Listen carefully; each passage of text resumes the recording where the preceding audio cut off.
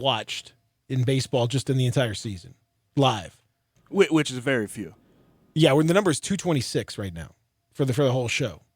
And that is because Peter actually went to a game. That's because I went to a game in Busch Stadium earlier this year. So you like Busch? I love it. A lot of fun. Good baseball experience. Seventh inning stretch was particularly notable. Ooh, a lot of big bats. A lot of big bats. You Wood was flying. Busch. Oh, flying. a lot of power. Oh, in Busch. Power alley. Mm. Getting the gap. That's what I like to do. Hit that thing right in the gap. Different form of, you were talking about Abraham Ancer and his stroking. This different form, but you got nonetheless, no less important. It's got to be smooth. Well, some controversy about that. Different approaches. In any event, so Gabe, do you have how many pitches have you watched? I mean, you're kind of working with Johnny Radio, so he's a baseball guy through and through. So yeah, I had to keep up. So I mean, like I've watched a few. I've been to a couple games this year. I went to one in Petco Park in San Diego. A few in Busch Stadium, in Busch. How many times you can go to Busch this year? 2. 2? Yeah. Not enough. Yes. You should go 2 times a week. Need to get more often there, Gabe. Mm-hmm. We'll work on that. Yeah, 226 pitches all year. I go to 2 games and I'm the one that falls. That's right. So Gabe has seen more pitches live than we've seen at any point. But we have a standing policy on the show that regular season baseball is just not really not really our thing so much. Other people try to put it on us, and they just can't. We're not going to do that. We're not going to fall victim to that. Gonna stay true to our game. We'll stay true to the game. Preseason football. Yeah. Huh? How about it? Oh, it happened again? It happened again. They keep doing this. They keep playing these games. And the outcome doesn't really matter. And we keep trying to tell ourselves we have this dual approach. We do it every time. You know what, guys? We know in our heart this preseason stuff doesn't matter. Mm-hmm. You can't take anything from a preseason game, and then preseason game happens. Well, I tell you what, this guy looked pretty good. I know it's a preseason game, but I like the way he was slinging them hash browns. I don't know. I think this could be something. Stop it. And I'm just gonna stop it. Grab a random player out of thin air. First one that comes to my mind, Kyler Murray. Yep. After the first preseason game, it was like, oh my God, this guy is legit. This guy is outstanding. Get it. And then after last night, it is, he sucks. That offense is in trouble. Ugh. They're horrible. That dude is miserable. He can't play at all. Why'd they even draft him number one? Even win a game. Good gosh. Cliff Kingsbury's an idiot. He'll be out of the league by game 5. That's what we do. It's a stupid preseason game where you have so much still up in the air. These guys do not have any idea long-term what they're going to be doing. There is a great deal of stuff that is still being figured out on both sides of the ball, everyone involved. So, you know what? Kyler Murray, we have no idea. Let him play some regular season games. Same thing with my guy Dwayne Haskins. As you say that, he gets rocked and fumbles some football. I know. I thought he looked better yesterday. But again, to whatever limited degree that matters. From a form standpoint, look, he's fine. I mean, no problem. He's got. I wish my man Trent Williams we could figure something out. That'd be nice. Because without him, the Redskins have some issues, man. As far as like their, you don't have to tell me, Gabe. That's my squad, buddy. But good Lord, you don't have to tell me, my friend. We've it's been a little bit rough. Take care of your players. Yeah, the Trent Williams thing is not good. And long term, it's going to be problematic, not just for that relationship, but for other relationships with players. I mean, the fact that you've got this stud, this dude is really, really good, and understandably, he wants more money, but he also wants assurance about when he's got some kind of growth on his that could affect his spine, something that could be problematic, and he wants that to be taken seriously. And apparently the Redskins, shockingly enough, did not handle it well. I know it's hard for me to believe. I mean, normally they're on top of all this stuff, but apparently there was not a great deal of trust between him and the medical staff, And that's the kind of thing that can fracture a relationship permanently. You know, money stuff can be resolved eventually. Money stuff can be taken care of. You can have different management, things like that. But if the organization, if medical staff, if there's a lack of trust with how you're being treated, that's permanent. And not only that, that then spreads to the rest of the league. When he talks to other guys and say, "Oh, well, he didn't take care of me," that's a major factor in whether you're going to get players to sign or not. So it's not good. It's not good. And I would love for them to figure something out. And then you look at Darius Geis too. Like that's tragic. Man. Yeah. Well, but I mean, last preseason he got hurt and he's still trying to. I mean, it was horrible. Again, I just think the way that they've basically under Daniel Snyder, the way that they've done things has just been pretty much cheap, very disingenuous, very Bush League, to use our term of the day. We've seen a lot just stuff that anywhere you can cut a corner, anywhere you can kind of squeeze a little extra bit out, anywhere you can do, that's what he tries to do. And in first class organizations don't do that. And if you have a first class player, which the Redskins don't have a whole lot of them, and one of the most first class ones that they've got is they're currently in the process of running him off.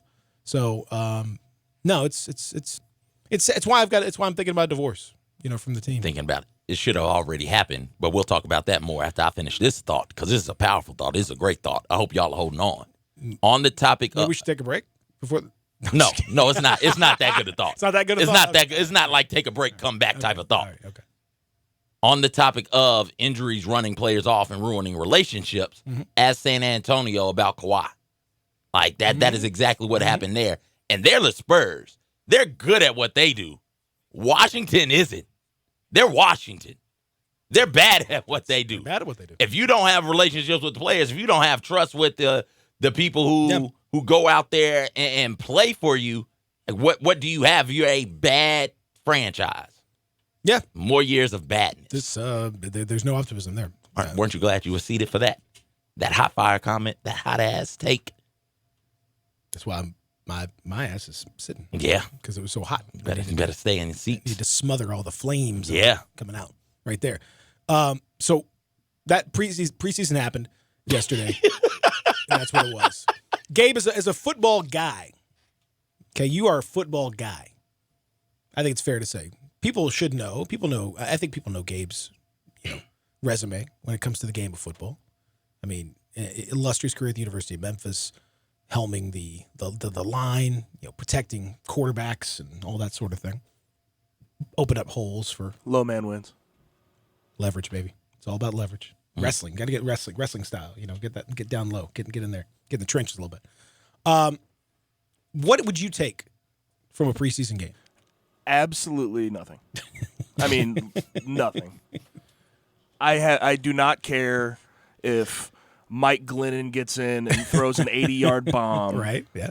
Because... Which it was nice. It looked nice. I mean, when they get in the regular season, they're pretty garbage. And I mean, they're playing 2s, 3s, second string, third string that just are trying to make a name for themselves. Yeah. The context of it is it doesn't matter. I mean, you're playing, you don't know who you're playing against. I mean, for rookie quarterbacks and stuff like that, I will take something. Just like from a form standpoint, or from I want to watch the first couple drives to see Kyler Murray play. Yeah, right. But other than that, what's left? You're talking about like the Packers or something in the preseason. Like what? Yeah. Why would I? Why would he? Why would I watch? Aaron Rodgers isn't playing. Like none of their starters are even remotely near the game. No, they know the preseason is one of the biggest scams in sports.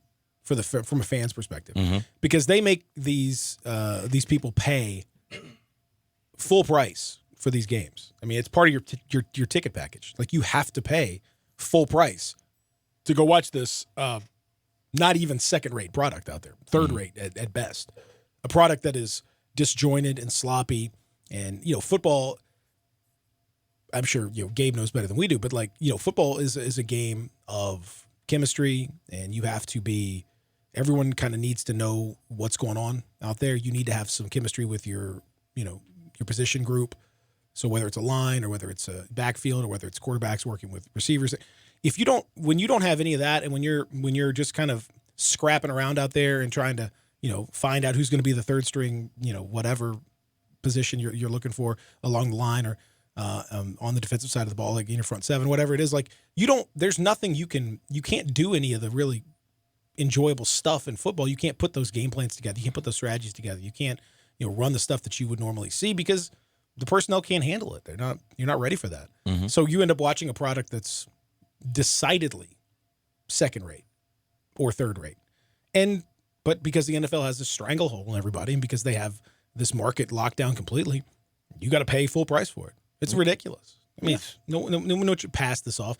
And as I said, we do this dance of like, well, it doesn't matter. And then like, oh, but look at this guy. That's this push pull that we have like constantly. I don't want it to mean something, but I see these like cool NFL logos and stuff coming. That's all it is. That's it. Like it doesn't mean anything until you see the logos and the uniform. I mean, you could put me out there, in a whatever uniform. Yep. And I would look cool because I look at me, and then like I would play like absolute garbage. And I wish people really knew in like the third and fourth quarter of those games who was actually playing. Oh, I've seen dudes who get signed on Tuesday. They play the game and get cut on Thursday. So this is, you say second rate, third rate, like it's beyond that. This is bottom of the barrel. Well, yeah, when you get to the fourth quarter, it is four.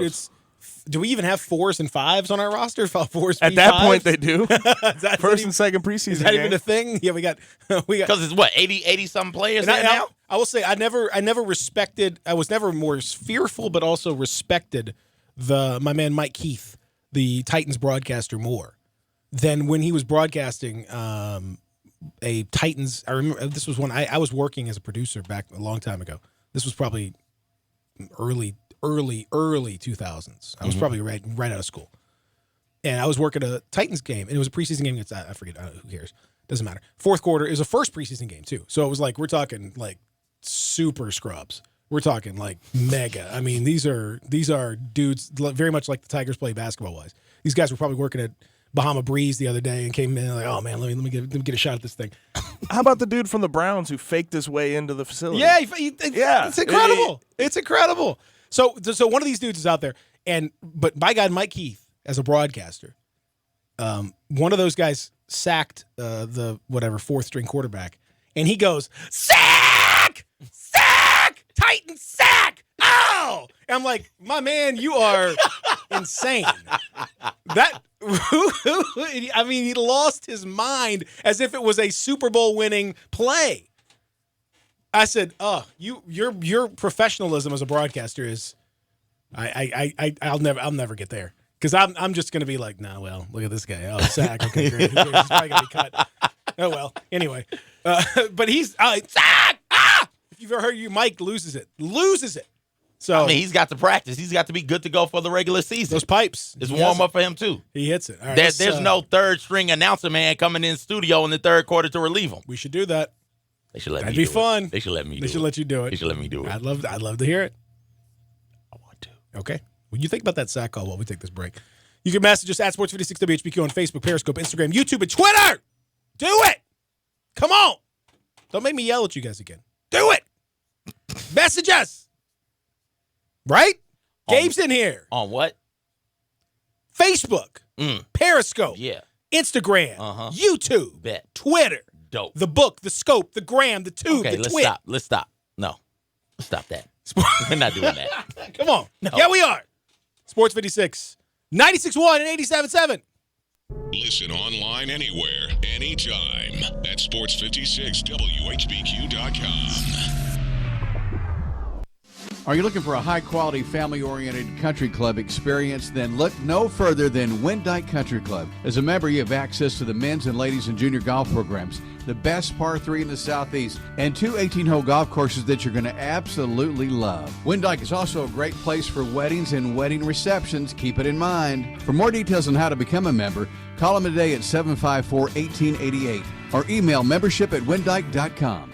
It's all about the fun, isn't it? Oh my gosh, absolutely. These seats are amazing. Shoot it!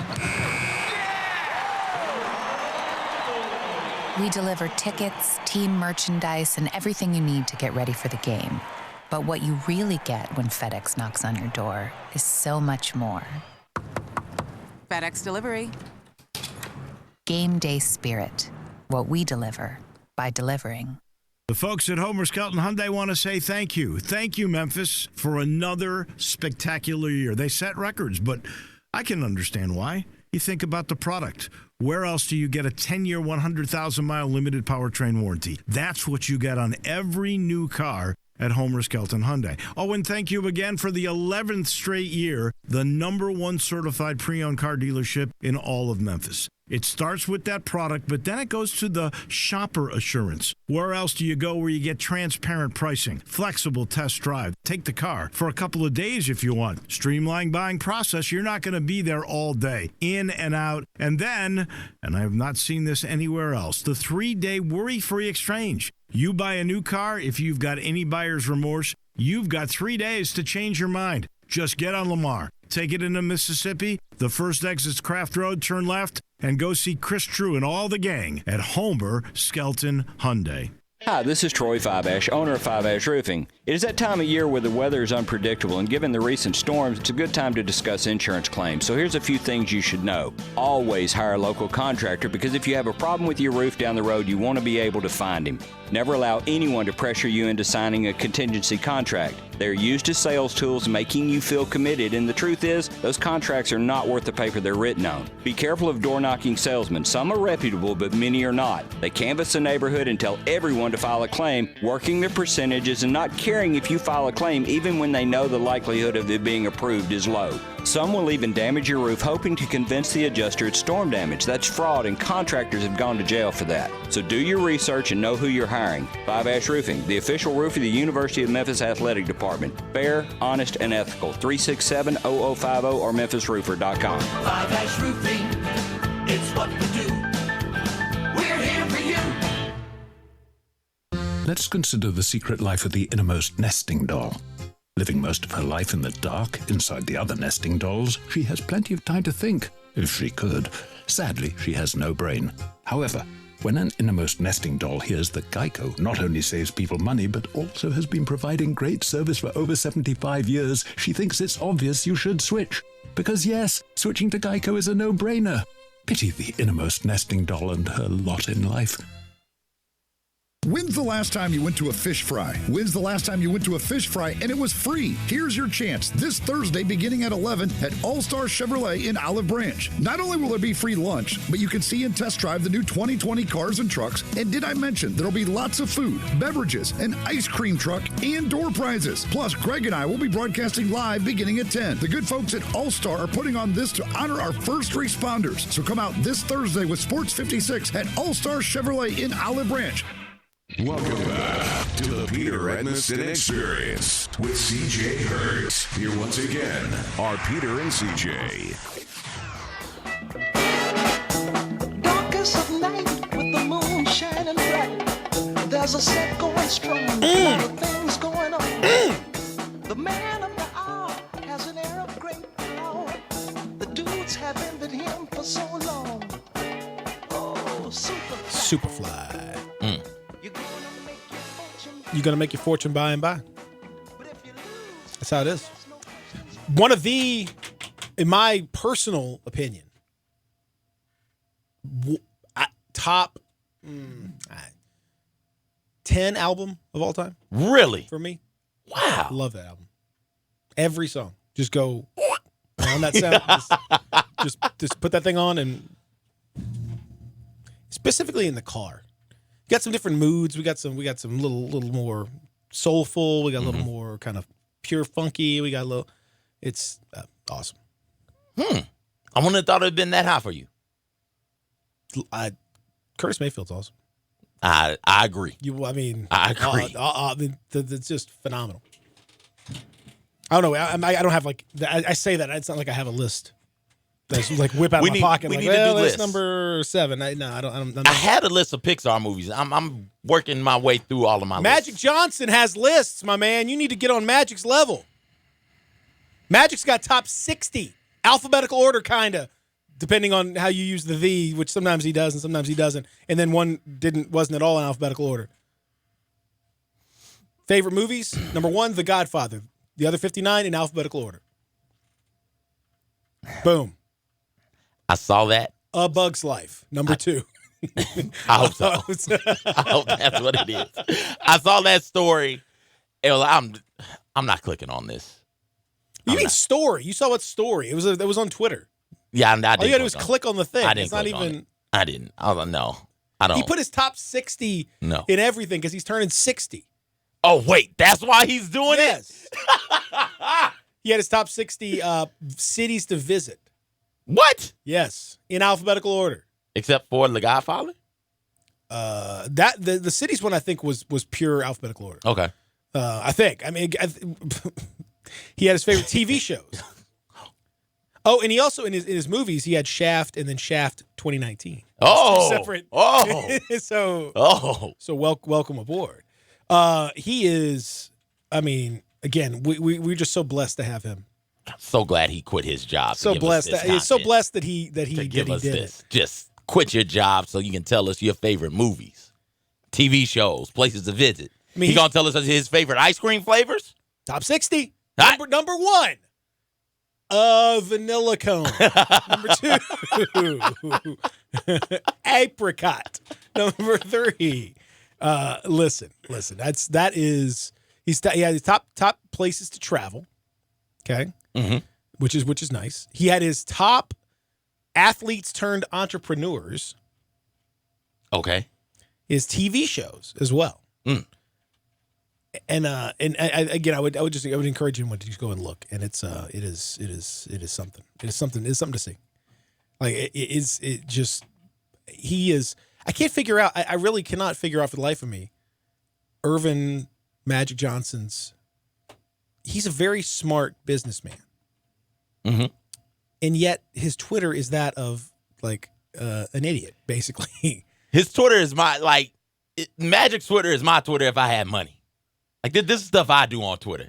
Twitter is a safe space, Peter. Oh, wait a second. I didn't realize there's an update here. I didn't even realize we had this update. He has top 60 male R&B artists, top 60 female R&B artists. Okay, I want to top 60 music groups. Okay. All right, now I'm dialed in. Top I want to 60 know hip hop artists. This is entirely separate here. I want to know those R&B artists. Well, who would you think? Number 1. This is not. The top 10 or top 9 are not in alphabetical order, and the rest of them are. Okay. Again, I don't understand this whole alphabetical order situation. For Magic, his top male artists, male R&B artists for Magic Johnson. Ooh. Mm-hmm. Luther is number 5. Oh. Ooh, because black men love them some Luther. Everybody loves them some Luther, but not. Yeah, it hits their ears differently. And I love neither Luther old also. nor black, but I love Luther. Maybe I'm getting old and black. I don't know. You're definitely black. You're not old. Maybe I am because I like Luther. I can't speak to. I don't think you're old, but compared to my children, you are. Yeah, I'm ancient compared to your children. You are. Yeah. Although they're more mature than you, so that's it. Very much so. Very much so. It's crazy. Anyway, it's ridiculous. Right, so Luther is 5. Number 1 is like. I mean, he really transcends R&B.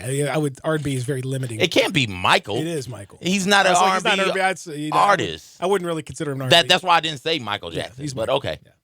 I mean, he's R&B. More like he's the king of pop. First of all, that's what they said he was. Michael is pop. Closer to rock than R&B, and depending, especially that late stuff. Yeah, I don't know. Yeah, I would not consider him R&B really, but anyway, he's number 1 in Magic's list because shockingly enough, Magic is inaccurate. So, I know Who's 2? 2 is another really, again, another guy that sort of transcended R&B.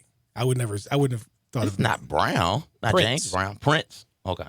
Yeah, that's another one. That's not. I wouldn't say R&B with Prince. He's just doing black artists. Yeah, 3. That is Stevie what he's Wonder. doing. Yeah. Again, not really. Yeah, Stevie's not R&B. He's just going black artists. Number 4 is R&B. Okay. So this is the number 1 on the actual R&B list. Yeah.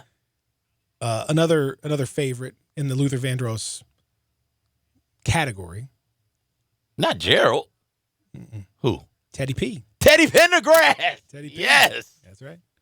6, Charlie Wilson. Then Jeffrey Osborne. Charlie's good. If ever you're in my arms. Number 8, Smokey. Number 9, David Ruffin. Oh. Kind of that one sort of came out of nowhere. Yeah. Okay. And then we go into the alphabetical order of Al Green, Al Jarreau, Al Wilson. It's a lot of Al's, baby. Al Wilson, my favorite R&B song of all time, Show and Tell. Just FYI. Avant makes the list at 15. Avant makes the list at 15. Yes. Separated Avant? Yes, that's right. And we have a lot of your usuals. Curtis Mayfield. Again, I wouldn't. R&B, yeah, that's fine. Donny Hathaway. Lamont Dozier. Who? I don't know that. Is that a real artist? Magic. He's number 43. Lamont Dozier? I mean, we got Johnny Gill, Johnny Kemp, Johnny Legend, Johnny Radio is on here as well. I mean, Lamont Dozier is one. Yeah. From Detroit, from the D.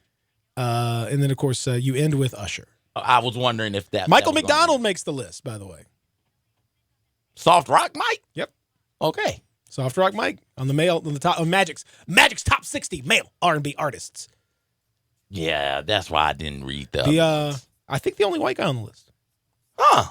So congratulations. John B's not on the list? Avant is on that list and John B's not? As in, someone to love John B? Yes. They don't know John B? They don't know. He's not. He did not make the cut. May have been 61. I know. But Avant is on the list. You really like Separated, I think. Yes, that's the one. Now that we're separated. All right, now there are 6 top 60 female R&B artists. Again, I would not characterize really any of them as R&B, but he's throwing them in as R&B. Janet Beyonce. Janet is not. Janet is one of the top 6. Oh, my God. I know she's on the list, but she's not one of the top 6. Beyonce, yes. Okay. Number 3. Tina Turner? Not one of the top 6. Okay. Tina is on the list, though. Okay. I got nothing. I'm Aretha flabbergasted. Franklin. Aretha. R&B. Not. I wouldn't consider her R&B. I don't know. Soul, maybe. Not R&B. Whitney Houston. Yeah. Again, more poppy, I would say, but okay. Anita Baker. Okay. Patti LaBelle. Gladys Knight. Yeah. Dionne Warwick. Okay. Again, I don't think of them as R&B, though. I think R&B more, I don't know. That seems limiting to them. It's the 1-year anniversary of Aretha Franklin's death. Had to double check that. She was the queen. Yes, she was. Phenomenal. Queen of R&B or Queen of Soul? She wasn't the queen of R&B. I don't know who that is. I don't either. Queen Latifah? No. She's a rapper. Hip hop. We're apparently we're taking these artists and just putting them wherever we want. So it's fine with me. Put her out there. Okay, so then real quick so do you think you have any idea the top 60 hip hop artists? He's got 4 of these before he goes just into alphabetical order mode. I don't understand his logic at all. Congratulations to Bone Thugs and Harmony for making the list. Oh, they made it? They did. And 3-6 made it. Hey! Yes. Congratulations to those guys. Yeah. Sugar Hill Gang in the house. Who? The Sugar Hill Gang. They made it? Yeah. Come on. They made the list. They made the list. They're not okay. They're not. It's not the top. The top 4. None of those made the top. The top 4. Oh, top 4. Jay-Z. Nope. Okay, good. Now I'm 1 and 2 are the most notorious feud. Oh, Pac and Big. Yep. And then man, Rakim. Nope. Guy that Nas. Love the ladies. Nope, not Nas. LL. And then of course you have one of the all-time great groups, collectives of all time. NWA. Nope. Public Enemy. Nope. Kind of more closer to Public Enemy than Wu-Tang. NWA. No, but they were sort of a progenitor to Wu-Tang. Cash Money Millionaires. They worked with that's it. Cash Money. No Limit Soldiers. No Limit Soldiers. That's right. No Limit. It's actually Is Silk on the list? No, please see if Mason Silk are on the list. No, he's not. Mace did not make it. Silk the Shocker did not make it. Oh, that's unfortunate. That's unfortunate for all of us. Run DMC. Oh, okay. All right. Run DMC, ladies and gentlemen. And then, of course, he has his music groups. So, I mean, this one, Magic is breaking this thing down. I mean, Earth, Wind, and Fire, The Whispers. Yeah, Earth, Wind, and Fire, yes. They New Edition. I mean, all these are on the list. They're not at the top. Earth, Wind, and Fire is. They should be. But the other ones are not. Commodore. New Edition's not even on the list, actually. Oh, my. What? Yep. Sorry, buddy. Didn't make the cut. Hall & Oates made the list. Hall & Oates. Yep. But no New Edition. But no New Edition. Boys to Men. Boys 11 Men made the list. Boys 11 Men made Boys it. 11 Men made it. Did you hear that, Gabe, when we did the Boys 11 Men? No, I The did BBC. He's like, what is it? The Old Town Town Road has taken over the top slot for 17 straight weeks, breaking the record of One Sweet Day by Mariah Carey and Boys 11 Men. We got lots, but the top Jackson 5, okay, Earth, Wind, and Fire, the OJs, the Commodores, LTD, and Frankie Beverly and Maze are your top 6 for Magic. Before we go to 112, and I'm assuming 112 is there because of the number. That number jumps in above the A on the alphabetical order situation. Wait, what? Hold on. Peaches and Cream 112. And New Edition didn't get in. Did not make the cut. We can do it anywhere 112. And my favorite list of all, though, honestly, is the 60 people who have helped me in business and basketball, which is basically just I know all these famous people. Yeah, pretty much. Let me just flex on you guys. This is a major league all-timer of a flex right here for him. Throwing in Barack Obama at 41 on the list is a pretty strong flex. Michael Jordan at 54. Stephen A. Smith at 49. How is Michael about Jordan? that? I don't picture Michael Jordan as a person that helps you with anything. I picture Michael Jordan as somebody who is trying to crush you at everything at all times. And then mysteriously at the very end, he had a lot of these people I don't know. Many of them I do. But at the very end, his last 3 mysteriously are Dr. Tucker, Dr. Red, and Dr. Gunnings. There's no first names given. They know who they are. Real G's. They move in silence. It's on silence. If you make the Magic 60, I'm surprised I didn't get on there. you're probably 61, honestly. Probably. You did help Magic a lot. Last 4 out. In business and in basketball. Mm-hmm. These lists are amazing. Please go check out his Twitter feed. Magic is a Twitter genius, either a genius or a maniac. Or I can't tell. I honestly can't tell. I can't tell if he's great or terrible. But I love it, and it's wonderful, and I need more of it. And he's so not self-aware, which is beautiful, or he is That's the best self-aware and he part. doesn't care. Either one. I don't care. I don't know if he's in on the joke or not. Either way, it's beautiful. He's so on brand all the time. It's wonderful. Texter texted in on the First Bank text line, 67129. Not all black men love Luther. I didn't know that. Is that somebody talking about themselves? Texter, are you talking about yourself? Are you a black man that doesn't like Luther? Texter also says, speaking of Magic, he ruined the best porn name ever, which I suppose he did, but that's, he did all right for himself. He did okay. Until he didn't. We got to, well, this is how it happened. He's admitted as much. He's doing fine. Magic's doing amazing. God bless him. Wonderful. I mean, what an inspiration, really. Let's take a break. The guy's a billionaire, basically. Mm-hmm. Is Magic a billionaire? Does he have Jay-Z level money? I don't know if he's quite there yet. He's chasing Michael still. Is Michael a billionaire? Michael is. Michael Jordan Michael's is a billionaire? I don't know. I'm not Jordan sure Michael's a billionaire. Legit one. No. Like not close to like. You think Michael's a billionaire? I think he's 100 millionaire for sure. Oh, I thought Michael was definitely a billionaire. Magic's at $600 million on his net worth. 1.9 billion is Michael Jordan. Whoa! Yeah, it's not close. Whoa! You know how many Jordans we go by? Whoa! I think a pair is being released this weekend. We are standing in line to buy these J's, man. My apologies for Michael Jordan. Goodness gracious. Let's take a break. We'll come back. We'll talk a little bit more about that Tiger scrimmage from yesterday. I can't even really call it a game, but a scrimmage-ish thing that happened. It was barely even a scrimmage, honestly.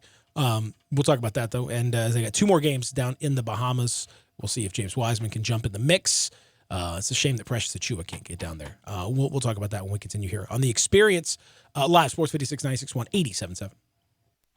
Spend your lunch with Greg Gaston and Eli Savoy on Sports 56 middays, delivered by FedEx. Weekdays from 10 to 1 on Sports 56, 96.1, and 87.7. Hey, everybody. Want to save some money on a brand new Chevy and get a full belly and for a good cause? Well, come out to All-Star Chevrolet in Olive Branch Thursday, August 22nd from 11 to 1 to honor all first responders. They're going to have a big fish fry and a whole lot more with food, beverages, door prizes, and an ice cream truck. So if you're a first responder or appreciate our first responders, come out to All-Star Chevrolet in Olive Branch on the 22nd and have lunch on us. And while you're out there, test drive as many new Chevys as you want, like the new 2020 Silverado. It's here. And the 2020 Chevy Blazer. And also ask about the 2020 Corvette. And not just that, the All-Star Chevy Challenge is just one more reason to head to Olive Branch for that all-new Chevy. Just take them any real written offer from any Mid-South Chevy dealer and they'll beat it. So find new roads to Olive Branch and don't miss lunch on us at All-Star Chevy on August 22nd. Remember, it's Olive Branch, not South Haven, people. All-Star Chevrolet on Goodman Road or go to allstarautogroup.com. Upgrade your commute at Acura of Memphis. Seize the thrill and test drive one of our award-winning models, each packed with cutting-edge technology, luxurious amenities, and a driving experience that's sure to awaken your inner self. Driving shouldn't be a chore, it should be an adventure. Advance your drive today. Shop our aggressive lease and finance options now. Luxury is waiting at Acura of Memphis, or shop online 24/7. Visit AcuraofMemphis.com. It's happened again. Miramichi, that heaven in Woodstock, 15 miles north of downtown Memphis. Miramichi has been made the #1 public golf course in the state of Tennessee. 15 minutes from downtown, all this natural beauty, this very tough test of golf is there for you, and it's #1 again. They've improved again, too. They've made changes. They always do. They want you to have the best golfing experience you could possibly have. And they keep on making these adjustments. They've knocked down some trees. They made it easier. They have better conditions with grass. The greens, outstanding. And once again, they are #1. I also should tell you they've got new golf carts, and they've got these cool little things where you hook up your phone, it'll charge, and at the same time, you've got GPS on your phone. All kinds of innovation and a world-class golfing experience at Miramichi in Woodstock. A university psychiatrist tested the top salesman of a major national insurance company. He found that those with perfectionist tendencies earned from $12,000 to $15,000 per year less than those who were not perfectionists. The study found that high performers were almost always free of the compulsion toward perfection. Rather than thinking of their mistakes as failures, the top salespersons have managed to learn from their mistakes and build on them. Too many of us are bound by a compulsion to perfection. The tragic thing is that we have been made to believe that our value is in what we do, not in who we are. Parents make that mistake with their children, affirming their performance, not their person. So we end up believing we will not be accepted unless we are perfect. Listen, the compulsion to perfection will destroy us when we don't recognize and control it. I'm Shane Stanford from Christchurch, Memphis. You matter. Visit ChristchurchMemphis.org. Welcome back to the Peter Edmiston Experience with CJ Hurt. Here once again are Peter and CJ. All right. Got to know how to hold it. Like on him Maroney. Mashed potato. Do the alligator. Put your hand on your hip. Is this funk? This is rock. It's more rock. This is It's good. This is rock and roll in the 50s. Are we doing Funk Friday or Funky Friday? Because this I didn't know I thought we were doing Funk Friday.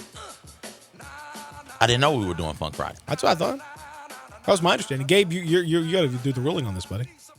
Superfly wasn't funky. No, That it was was so smooth. good though. It just overwhelmed any discussion. All right, we're gonna go back to Funk Friday. I mean, I don't know. You have Gabe. What do you running? What's the play over there, buddy? You're in the Man, huddle. I'm not a big funk guy, so I just you're not a big funk I do what I'm told. Basically, maybe find a funk playlist somewhere. What guy are you? You're a big what guy?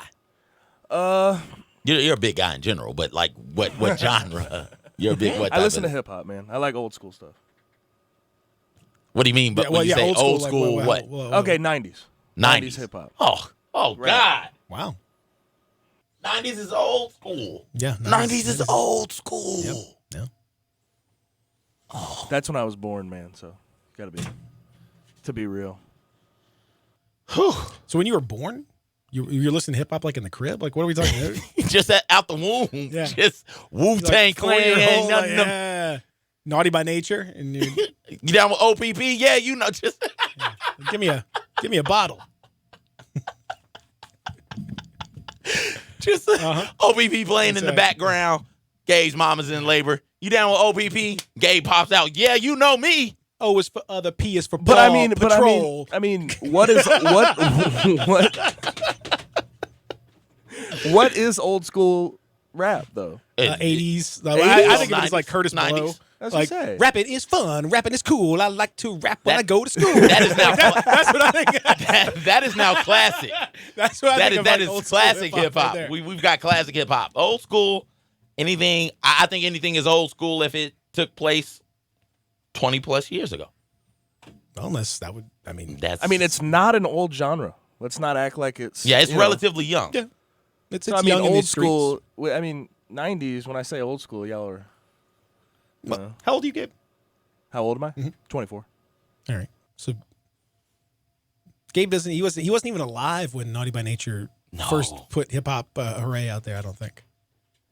Okay. Or OPP. No. I don't think he was even alive for that. I loved When OPP. Skilo put out, I wish I was a little bit taller. I wish I was a baller. I wish I had a girl who looked good I would call her. Gabe was not even born on this earth. He wasn't walking planet Earth when that came out. He made it though. He came through right in time So for his No old Limit. school, yeah, he's Just in time for Cash That's Money right. now. Yeah, Silk the Shocker was Silk was out probably there. one of the first guys he listened to, I would imagine. Just in time for 3-6 C Murder probably out there. Mm-hmm. Well, C Murder was out there, and then C Murder was in there in jail. Correct. Turns out when your name is C Murder, you may have murdered somebody. That's a bit of a clue as to some of the goings on. Texter says Sugar Hill Gang is true old school. That's what I mean. Yeah. That's classic now. That is classic hip hop. You're making a distinction between classic and old school? Yes. Isn't classic just old school, like older school? Yes, that's exactly. So, okay, fine. If you don't like classic, Sugar Hill Gang is older school. Then Is 50 Cent old school? Because it was like the early 2000s. Is that no? 50 is not quite old school yet. He's close though. Very close. He's real close. Nothing but a G thing. Gabe wasn't around for that. Nope. Gabe was not alive when that came out. That's God. I feel 1,000. I feel 1,000 years old right now. Man, Sugar Hill Gang. Brakes in the bus, brakes over down, brakes in the... That was when we were just having fun with We're words. just having fun with words. We just learned that we could rhyme some stuff, and it was cool. Yeah. Then it got dark. Well, that's all right. All right. So yesterday, now, we talking about like the futility of trying to squeeze any juice from the lemon that is NFL preseason. Mm-hmm. So what then would you even attempt to squeeze from what the Tigers did yesterday to a group of nothing amateur, not even part-time players, like guys that would just roll in from literally as the game was going on, you had 4 guys join the bench in the second quarter of the game because that's when they arrived from wherever they were. During warm-ups, the Tigers, 10 minutes before the game, I believe only 3 players were even there for the other team. So the Tigers won, I think it was like 135-60 or something.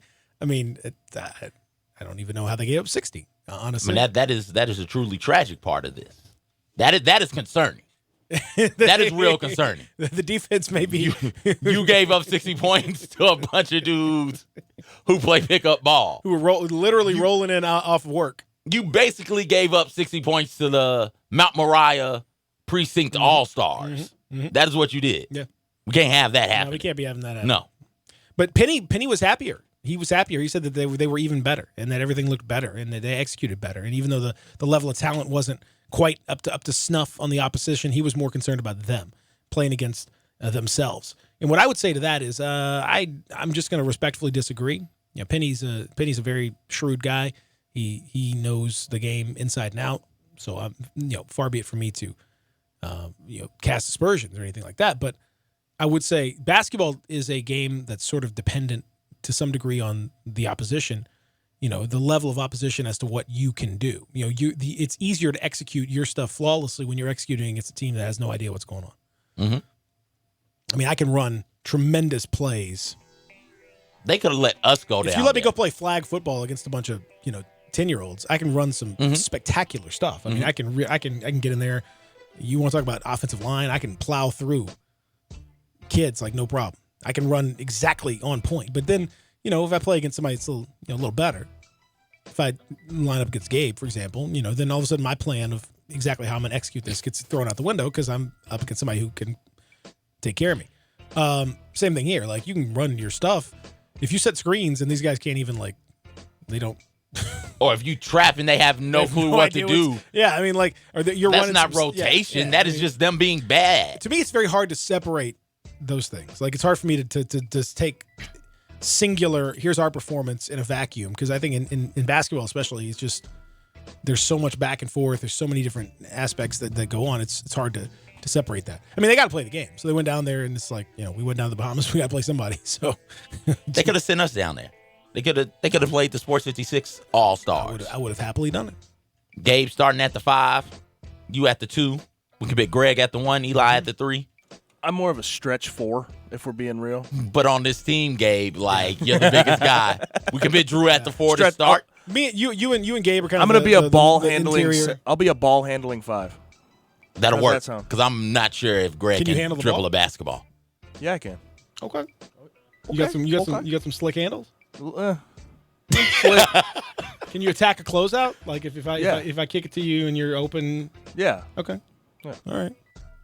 That's our ringer right there. You can get somewhere with this guy. Tiger's a little weak on the inside. Because I can shoot it. I can shoot the cover off that thing. I can set screens. But I cannot dribble, which is a real problem. So that's what, if you ask me to dribble with any kind of intent, it's gonna be a problem. I can go one way really well.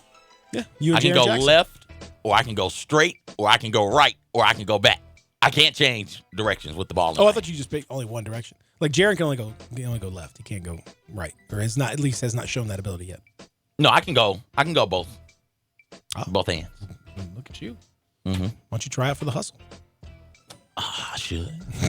Cost you $150 though. Oh, because I'm poor and I can't afford that. I'm just telling you.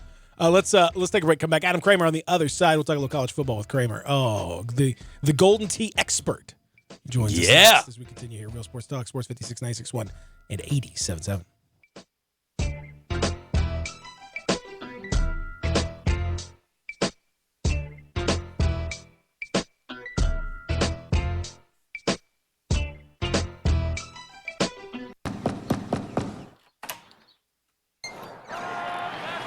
Bases loaded here at the top of the ninth. And the pitch. And it's out of here. We deliver baseball caps, mitts, and everything you need to get ready for the game. But what you really get when FedEx knocks on your door is so much more. FedEx Delivery. Game day spirit. What we deliver by delivering. Driving is freedom. The freedom to keep moving, to control your destiny, and to choose your path. And now, that freedom fits in the palm of your hand. It's called Ford Pass, the only app that gives you roadside assistance, Ford Pass rewards, and now when you buy or lease a new Ford, earn points you can use toward flexible complimentary maintenance that gives you, well, more freedom. Ford Pass, built to keep you moving, built Ford proud. Visit your participating Ford dealership to find out about getting flexible complimentary maintenance when you buy or lease a new Ford and sign up for rewards. Roadside assistance is included for certain Ford owners and available to everyone for a per-service fee. Ford reserves the right to change program details without obligations. Visit your participating dealer or FordPassRewards.com for program rules and restrictions. Ford Pass, compatible with select smartphone platforms, is available via a download. Stop Stop. Pick up your golf clubs. Head to my favorite place, Vantage Point Golf Center, 9580 Macon Road in Cordova. Open 7 days a week. Vantage Point Golf Center. They got it all. Top Tracer powered by Top Golf. Track your shots like the pros. You know exactly where you hit the ball. Have a beer, eat a sandwich, and relax. Over 50 grass spots and fully lit for nighttime. There are 18 holes of mini golf. It's fun for the whole family. Visit Vantage Point Golf Center. They've got it all. 1 mile west of Houston Levee. Hi, folks. Bob Burkheimer for Sunrise Chevy. The Sunrise Chevy Ranch has over 500 new vehicles to choose from with interest low as 0% and rebates up to $7,500. A $5 million used car inventory specializing in late model GM certified and cars and trucks under $10,000. Bad credit, bankrupt, slow pay, it's okay. Sunrise gets you financed when no one else can. Check out the inventory and apply online at sunrisememphis.com or call us on the phone. Come in and see us, go online or call. Any way you do it, we'll save you money at the Sunrise Chevy Ranch, partner. 385 in Houston Levee and Collierville. Find new roads. Season tickets for the 2019 Memphis Tigers football season are on sale now and start at $100 when you buy 4 in the Family Fun Zone and $150 for end zone seats. The 6-game home schedule is highlighted with matchups against regional foe Ole Miss, plus AAC rivals Cincinnati and Navy. A season ticket includes the same great seat for all 6 home games, plus priority options to buy single game tickets, bowl tickets, and more. Be part of the incredible game day experience and get your seats today at GoTigersGo.com or call 901-678-2331. Stripe up.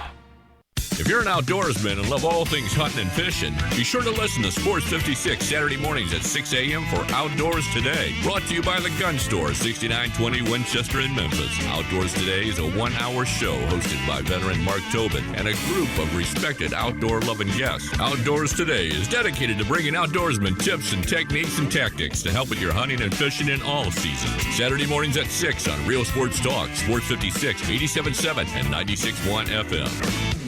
Do you know one of the best things you can do for your employees or family's health? Provide Arctic Clear bottled water. Arctic Clear bottled water is your locally owned and operated bottled water provider. Arctic Clear is 100% natural spring water with free delivery and setup, dependable service, and no long-term contracts. What an easy choice. Call Jeff Manus today, 901-382-2363, or visit arctic-clear.com. Arctic Clear bottled water. Call now, 382-2363. That's 382-2363. We are Sports 56, WHBQ Memphis, WIVG-FM Tunica Memphis, and WPG-FLP Memphis. Flynn Broadcasting Stations.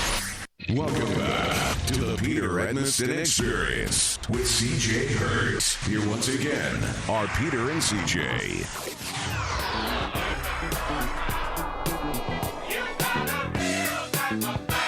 I mean, if you're going to go funk, then you might as well just go right to the top of the charts. Go ahead. Hey, what you want? You want the funk? Absolutely. Ow. We need the funk. I need the funk. Could I please have some funk now? Ow. I would like some funk, please. Please give me the funk. I would appreciate some funk. If you have some extra funk, I would appreciate some funk. There's so much going on. The It's layered. It's layered. I would appreciate some funk. If you have a little extra funk laying around, could you give it to me, please? That's my remix. Hey, excuse me. Can I please have the funk? Hey, you've had the funk for a while. Please stop hogging the funk. Don't be a funk hog. I think we've all experienced those people in our lives. Welcome back to the program. This is The Experience. I'm Peter. He's CJ. Gabe on the other side of the world, really. I mean, he feels like he's a million miles away, and yet he's just right there. I love we got Muscle Milk in the house, because when we talk college football, we bring in our good friend Adam Kramer, the senior college football writer for Bleacher Report. He is on Twitter at Kegs and Eggs. He is, of course, project manager for our friends Golden Tee as well. I'm gonna add that to your intro every time, Adam. Is now that we know how ensconced you are into that world, it's I feel like I'm leaving something out if I don't mention that, on top of everything else. Did you say actual Muscle Milk, or is that a new name too? No, Muscle Milk is he's part of the Dairy Boys. We're all the Dairy Boys here on the program, Adam. I'm Whole Milk. CJ's Chocolate Milk. He's Muscle Milk because he played for the University of Memphis. Just mere couple. When last year? Last year. 13 to 17. 13 to 17. All right. So he was protecting quarterbacks at the university. So he gets Muscle Milk because Gabe is bigger and stronger than all of us. The really combined. good quarterbacks. Those quarterbacks. The ones that didn't get touched, right, Gabe? Yeah, there you go. The ones with the clean jerseys. That's the one the other ones Gabe was protecting over there. So yeah, he's an adjunct part of the Dairy Boys. Welcome, Adam. How are you, buddy?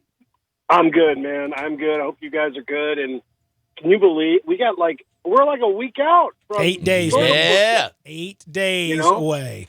It's all happening. The pacing of the fact that we have a legitimate game on week 0. I'm excited. It's also kind of freaking me out. I am not emotionally prepared for this yet. Yes, I'm not. I also have 3 stories to write, which are just creeping over me horribly. Uh-oh. But besides that, I'll get them done. That'll be fine. That's but that game's important, and we got a not Tate Martell thing going on. So no, I'm pumped, man. Speaking of which, what is going on with that whole situation? What this is very strange, Adam. Well, it is. I know we have takes Martell takes, and you read them and they're mean. Can I say I kind of feel bad for the kid? And I know there's some. I hadn't seen the follow up on him not being at practice, and that's a little odd. But this is a kid who has been, was anointed so early, and it just has not gone that way, and that's got to be hard. And entitled and however you want to label him is probably unfair. I know this is of a certain era, people are going to see this and say, see, don't do this or do this a certain way. I would imagine for him, given everything that's been the last few years, uprooting yourself to win a job, I just think that would not be fun to go through what he's kind of gone through. And I know these are football problems, et cetera, et cetera. I just, I hope he didn't read the mentions, because the things I read about him were not all that nice, as Twitter is a terrible thermometer for all of this stuff. So in some ways, I know, I get it, and it is interesting. And look, the reality is of your curiosity is maybe he's just not as good as we thought he would be, and that's probably it. But there's a part of this somehow I feel a little bit bad about. What's next for Tate? Is Tate gonna have to transfer again, or want to transfer again? Maybe go to an FCS school or something like that? Don't you have to? Well, you know what? To be honest with him, it's very hard to predict. If I'm in his shoes, which I'm not, you gotta wait this out. You just got there, man. You're if you leave, it's gonna give you. You're starting over. There's no guarantees. I mean, you might. I just think the timing is really, really difficult for this. If I'm him, and nothing about his history says that he will do this, I would wait it out and see. Look at the quarterback position there last year. Look at how things go throughout a season. You never know what's going to happen. To me, this is not the definitive end. Well, what if Jared Williams? What if they start badly against Florida? I mean, he could be out there in the second half. Yeah, I mean, that's it. So I know that's not. It's not just a Tate thing. That's sort of the mentality. It's why there's 19,000 people in the transfer portal right now. Is because people want to play. Yeah, it's our favorite. So but again, this will be an interesting one to see where he goes. We saw little snippets of him at Ohio State, and it looked pretty good. But clearly, it hasn't been good enough. And this is one of those situations that, in most instances, I was trying to think of examples of this. When you see a quarterback of any profile transfer through the portal, what percentage of those guys start? I've done no research on this, so this is all speculative. I would say the overwhelming majority are pretty much penciled in. Do we think Justin Fields is not going to start? He's going to start, right? So, right? Shea Patterson. So this is an anomaly for sure, and if you're thinking about transferring, certainly a cautionary tale that it's not always going to work out that way. Well, they do pretty well at Oklahoma. If you're going to transfer, just go to Oklahoma. You win a Heisman. Yes. That's easy. That's where Tate should go. That's easy. He's 5'11". He's built like Oklahoma quarterback. Go next year to go to Oklahoma. You're good to go, and then you win another Heisman. So that's pretty simple right there. After Jalen Hurts wins this one, and we all know we know how the season's going to unfold. At least we know the Heisman Trophy winners. Yeah, I mean it's already that's already over and done with. Adam, are you I don't?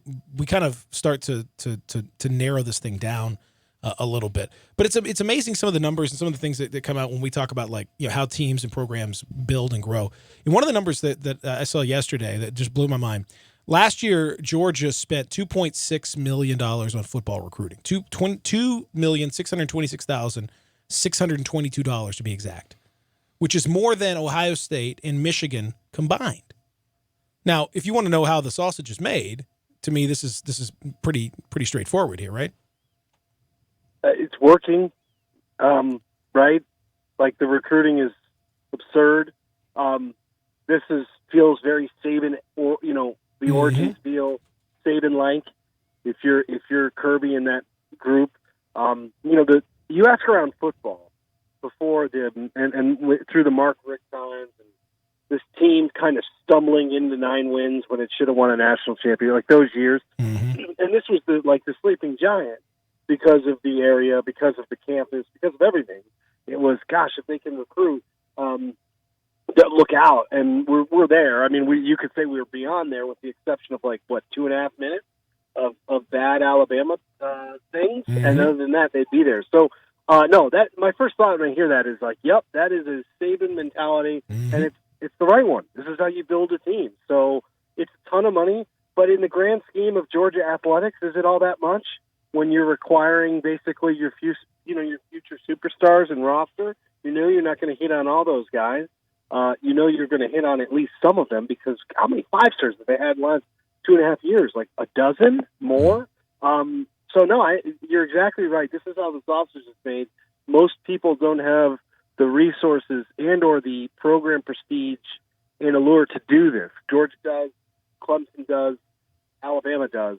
I think the list, A&M does, because they're just, they have so much money they can just do whatever they want. But the list is pretty short, despite the fact that a lot of teams have a lot more resources than they've ever had.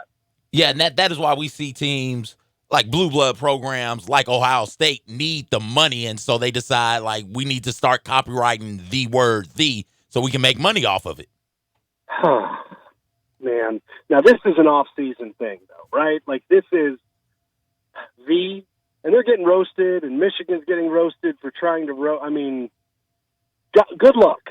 That's it. Good luck to you, Ohio State. I hope you get that word and you can make money off of this phrase that I think the general population is actually pretty annoyed with, right? People outside Ohio, or people inside, they think it's fine. Everyone else, does your buddy come over and grab beers? Hey, man, you want to put on the Ohio State game? Or you're the come on. No, I do not. Yes. I do, but not that game. Don't say it normally. So, but yeah, everybody's got to get a dollar here. Well, let me tell you something. The Ohio State University, which, let's just be honest, sucks. The whole thing sucks. Yeah. But they got to get up pretty early in the morning, though, because they are being trumped. Now, the company called WeWork, where they do the workspace where people can go and find that thing. Well, turns out that they actually are going to be changing their name to just We. Not the, but We. And their CEO is going to, he has the trademark to We in that context, and is going to license it to his own company for $6.5 million per year. So get on that level, Ohio State. I got your the, and he's going to beat it with a We. Take that. And that's a whole letter less. That's 33% fewer letters. Come on, man. That is brilliant. That's how you do it. That's how you do it right there. Yeah. No, we've gotten in the wrong line, gentlemen. That's right. What are we doing out here? We're going to copyright toilet. What's the name of our bowl game? Have we just decided on the name? Are we going to copyright a bowl? A bowl. A bowl. We're going to copyright the letter A. The letter A. Got it. Nobody's beating that. A bowl. We're just going to call it a bowl. And that's what I forgot about that. Teams spent about 35 minutes putting together the worst bowl game in the history of sporting events. Never forget. We're doing it in the Keys. It's still happening. And remember, what is every team's basic goal when they start a college football season? To get to a bowl game. Yep. A bowl game. Guess what? That's where we are. We are a bowl game. So every time a team says that, then we're right there in the mix. We get a little extra cash right there. That's how we do it right there, gentlemen. That's how you play the game. Now, the question, as I start to look at the SEC stuff, the East is kind of okay. It's Georgia and Florida. Let's just be honest. You can't convince me that anyone else is in that discussion. with all due respect to Missouri? the emerging, Missouri. I mean, let's just see what happens to Kelly Bryant and all that. I mean, we got to replace a guy that was really good, and we still got a long way to go. Kentucky, it's a lovely story, all that stuff. South Carolina, they're classic South Carolina. You can't convince me that it's not Georgia and Florida. But on the West, Adam, I think this is going to be the best SEC West we've seen in a while from a depth standpoint, potentially. Now, obviously, LSU's got to take care of their business. Auburn, along the lines, should be very good, which that's, if you're going to get started anywhere, that's where you want to get started. I know there's that classic Auburn fluctuation that we all have to kind of deal with. You've got pretty decent stuff happening at Mississippi State, Texas A&M. Jimbo has got all the money in the world to turn that thing around. Ole Miss, coin flip. We'll see what happens with them. Arkansas, even, if you want to talk yourself into Arkansas being better, at least they're not going to be great, but they'll be better. I think this SEC West is going to be the best we've seen in 5, 6, 7 years. Funny with Arkansas, it's like patting them on the head. I hate to do it, but it's true. I hate it. I love Arkansas, but I hate it. It's just true, though. And I do love Chad. I'm a big fan, and eventually that team will do kind of what SMU did and score a bunch of points and sort of morph into Purdue, perhaps, where any given day they're just going to find their rhythm and beat you. But no, as a whole, you're right. I mean, long term, A&M is going to be a real problem. I feel like recruiting has been exceptional. It continues to be exceptional. When I say the resources are like otherworldly, like that is how you do this. Like there's not a secret formula. The secret formula is getting a really good coach and then allowing him to put together a staff and then putting a bunch of money into your program. And so I think it's a year or two early, and A&M's schedule is just awful. The whole Clemson component to that, coupled with everything else they have going on, is really difficult. But a lot of when you talk about that side, it becomes very interesting in terms of like the quarterbacks, as it usually is. Mond is very interesting in A&M. Burrow is interesting at LSU. Obviously, Tua is the class of this thing, of course. And I think that's the separation here. I actually have a story. This is a good time to plug something. Yes, go right ahead. I have a story. I think it just came out this morning on like Alabama's wide receivers. And I think we're actually undervaluing. I know we're reacting in a certain way to that championship game because it got sideways, but football games sometimes do that. This Alabama offense, even with the loss of Josh Jacobs and some really good offensive linemen and a great tight end, is absurd. You had 4 guys catch 39 touchdowns last year that are still on this team, all juniors and a sophomore. And sophomore Jalen Waddle is going to be ridiculous. Jerry Jeudy might be the best player in college football. Najee Harris was the number 1 player or top 5 player, number 1 running back in the country, and it's just like he's got like no, his legs are fresh. Yeah. Fresh. Should be. I think fresh. Alabama. I do think it's competitive, and I think it's really interesting. And Alabama's actually had some pretty injuries early on, and I think they're going to hurt them. Linebacker is just a cursed position for them. But still, this feels very much like Alabama. As long as Sark doesn't do anything weird to that offense, I don't think he will. I was down there a couple of weeks, and again, I was impressed by kind of his very openness in how they want to do this thing. Like they could end up being absolutely ridiculous again. There's no reason now, unless they can't protect the quarterback and Tua is hobbling around all year like he was for much of the year, that they won't be. I really do think, again, let's not overreact to that last result. It was wild and it was jarring, and Clemson is here. But in terms of the context of what we saw for much of the SEC season, I wouldn't be shocked to see Alabama do that again. Part of what the SEC has going for it is that depth, especially in the West, and that affects the overall perception of the conference. That is why, in part, why we see so many teams in the SEC ranked in preseason polls. Yep. But in the Pac-12, and it's fair. Yeah, and it's fully justified. In the Pac-12, however, that perception is working against them. They only got 2 teams ranked in the preseason poll, and we are really down on them. Like, if it is everybody, there's only 4 seats at the table, and if every conference gets 1 team in, the Pac-12 will be the one that will get left out. What can they do to improve, I guess, the perception of their conference in some of these on-the-field games? Well, you bring up an interesting point because people talk about the coaches poll and the AP top 25. You see the schedule for those ridiculous, unnecessary, playoff rankings release shows starting November 5th. The perception of that stuff has started. So right away, you've got human beings that are selecting this playoff. That group of humans is thinking what you are thinking, what we're all thinking, which is conference kind of stinks. Like, right away, before you see a single result, and before you see Jacob Eason at Washington, who may be great or not, you're immediately at a disadvantage because of your recent history. And that's undeniable. Like, given this formula, that is undeniable. I think ultimately you have to have a team break through because the strength of schedule is probably not going to just rapidly improve. That's the problem that they're up against. Like, again, it could all be different and things could shake out differently. Last year, the problem was, like, it's cute when the SEC kind of cannibalizes itself because the teams are good. Or at least you think your teams are good. When the Pac-12 does it, it's grotesque. It's bad. It implies the product is down. And recruiting rankings, you have, like, a lot of information that tells you that the product in the Pac-12 is down. So how do you do this? Honestly, I think you essentially have to have Oregon or Washington.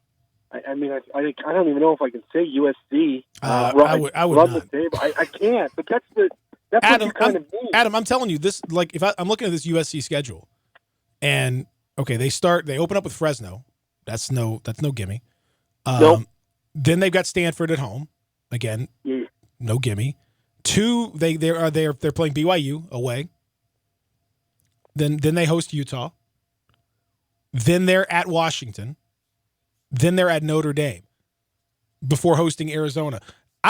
It's not a stretch. That USC could be a 1-5 start. Mm-hmm. I mean, that's not out of the realm of possibility, especially if things start to spiral at some point. Which facing that kind of, I think it could get very ugly before it gets better for USC.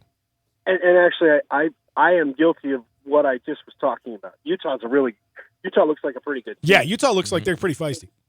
But the problem with that is it's Utah, and I don't mean that as a knock. Well, if you're wondering how a team can break through, and if your team is Utah, even if there's really good, Utah has a much more difficult challenge at hand to get in the playoffs than Washington, USC, pretty much Oregon certainly, because of who they are. So you need to somehow crack and break this chain of just blah. But I think it's going to be a hard thing to do for that conference this year. I think it's going to be extremely tough. Speaking of BYU, congratulations to the University of Tennessee. Neyland Stadium alcohol sales will begin in time for BYU.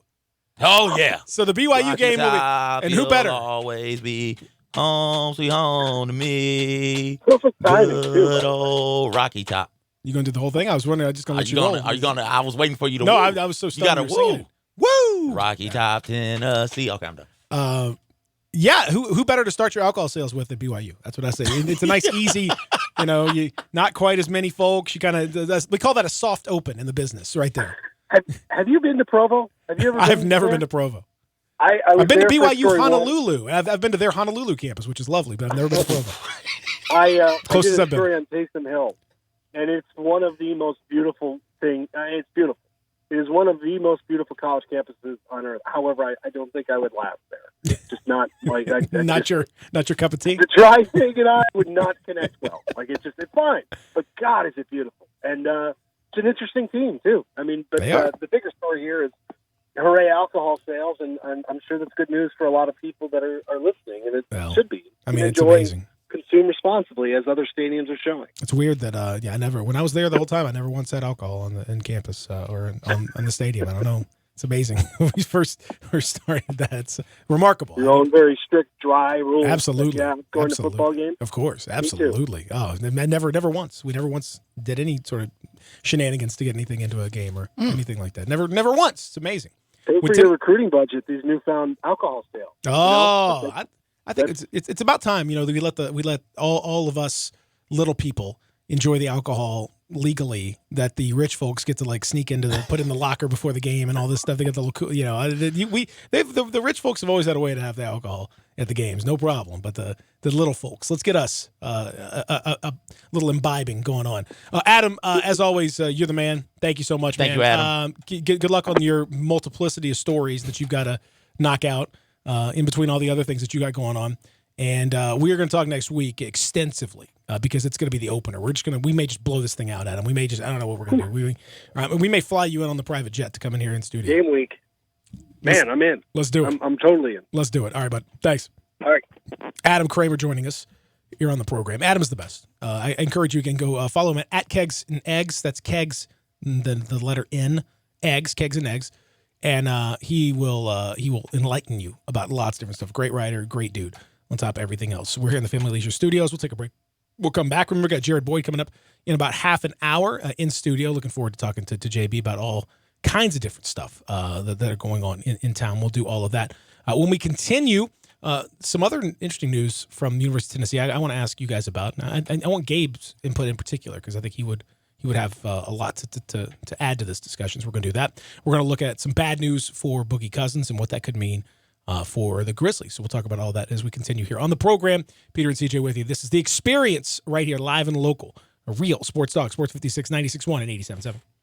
Take Sports 56 with you on your phone or tablet. Download our official Sports 56 app today. I Buy Houses, 901-406-1101. That's 901-406-1101. I Buy Houses. I Buy Houses will buy a house in any area, in any condition, and yes, it's guaranteed to close in 5 days. If you need to sell your home quickly, call 901-406-1101. If you've been through a divorce, if you lost your job, if you're tired of renters, I Buy Houses can get you your money quickly. I Buy Houses will buy your home in Shelby County, DeSoto County, Memphis, Bartlett, South Haven, Horn Lake, Olive Branch, anywhere and everywhere in between in any condition. And yes, they're open 24 hours a day, 7 days a week. I Buy Houses, 901-406-1101. That's 901-406-1101. Grab that pen, 901-406-1101. I Buy Houses. You knew the risks when you decided to drive drunk. There could be a crash. People could get hurt or killed. But that didn't stop you, did it? You knew you could get arrested. You could incur huge legal expenses, and you could possibly even lose your job. You were well aware of the consequences of driving drunk. But one thing's for sure. You were wrong when you said it was no big deal. Drive sober or get pulled over. This message brought to you by NHTSA. When's the last time you went to a fish fry? When's the last time you went to a fish fry and it was free? Here's your chance this Thursday beginning at 11 at All-Star Chevrolet in Olive Branch. Not only will there be free lunch, but you can see and test drive the new 2020 cars and trucks. And did I mention there'll be lots of food, beverages, an ice cream truck, and door prizes. Plus, Greg and I will be broadcasting live beginning at 10. The good folks at All-Star are putting on this to honor our first responders. So come out this Thursday with Sports 56 at All-Star Chevrolet in Olive Branch. Are you tired of all the clouds and bad weather? Rain brings pollutants that can wreak havoc on your car's finish, but there is someone who can help. Car Wash USA Express has introduced their most advanced car wash yet with the exclusive Polymer Pro Wash, creating a stronger, more consistent protective sealant for your car's finish. Polymer Pro can only be found at Car Wash USA Express, where attendants are always on duty to keep you and your vehicle safe. For more information and locations, visit carwashusaexpress.com. Car Wash USA Express, because a dirty car is a dirty shame. Welcome back to the Peter Edmiston Experience with CJ Hurt. Here once again are Peter and CJ. Out of those pots and pans. Get out in that kitchen and right of those pots and pans. Well, roll my breakfast, 'cause I'm a hungry man. I said, shake, rattle, and roll. I said, shake, rattle, and roll. What is our theme today? This is not the right shake, rattle, and roll. I have no clue. I thought we old school. I thought we were going back to funk, but I put in a request for rock and roll from Bill Haley. Yeah. Shake, rattle, and roll. My man gave me the other version of shake, rattle, and roll. It's Bill Haley, right? Is this Bill Haley? Yeah, it is. Yeah, this is Bill Haley. This is Bill Haley. Yeah. I'll just turn it off, man. You fine. If you have a problem, I'll just turn it off, all right? I mean, do you guys need me to come over there and? I got. Listen, we'll just play some Midnight Star. Okay, just play no parking on the dance floor next time. There's my funk for you. There's my request. I'll make the request on the air. There we go. By who? Midnight Star. Okay. No parking, baby. No parking on the dance floor. I've got a question for you, Gabe. When you're in the middle of doing this, okay, and of course, we had talked about the alcohol sales at Neyland Stadium, but one of the other issues going on, we've had now yesterday. You can add another player to this list, but Nathan Niehaus, a lineman for the University of Tennessee, retired, pointing to sustained injuries and the overlapping wear on his body. That's what he said. He was a starter 6 games last year. Played right guard primarily. He did play in 10 in addition to starting the 6. He was slated to be a backup right guard at this point in the kind of the depth chart practice, and who knows, but that's where he was slated. But now he's retired. But here's the bigger thing.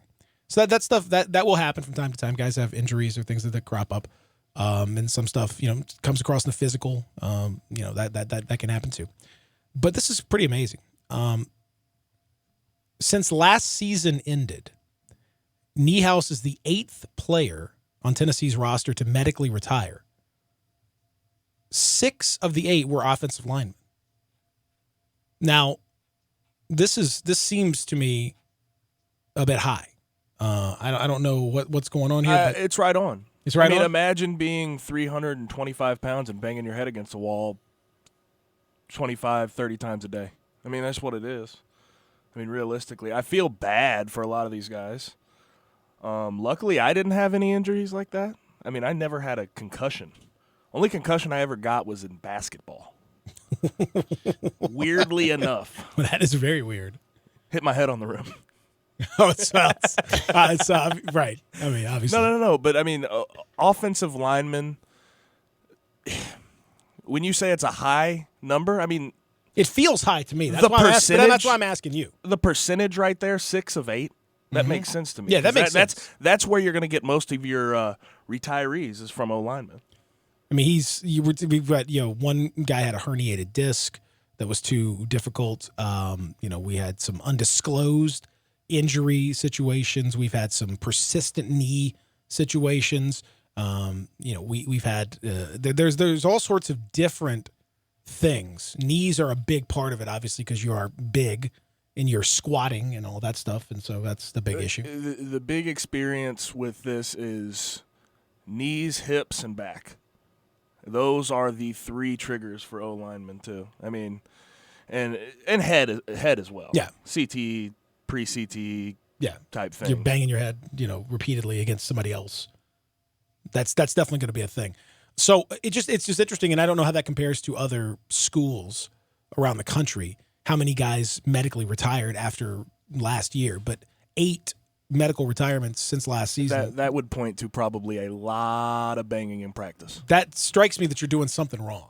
That these guys are being put through the ringer. I mean, what? Now, one of them was a kid from Whitehaven actually, who they found something in his physical that they didn't like, and so he kind of had to retire. And so that's that stuff will happen. He that technically counts. That's probably not quite in the same category as the other stuff that we're talking about, but that does to me point to if Jeremy Pruitt is trying to up the intensity, which that seems to be the thing, for Nick Saban clone type guys to go in there and let's just start banging around. Let's ones versus ones. Let's go in there and let's, Oklahoma drill and let's get in there and all this.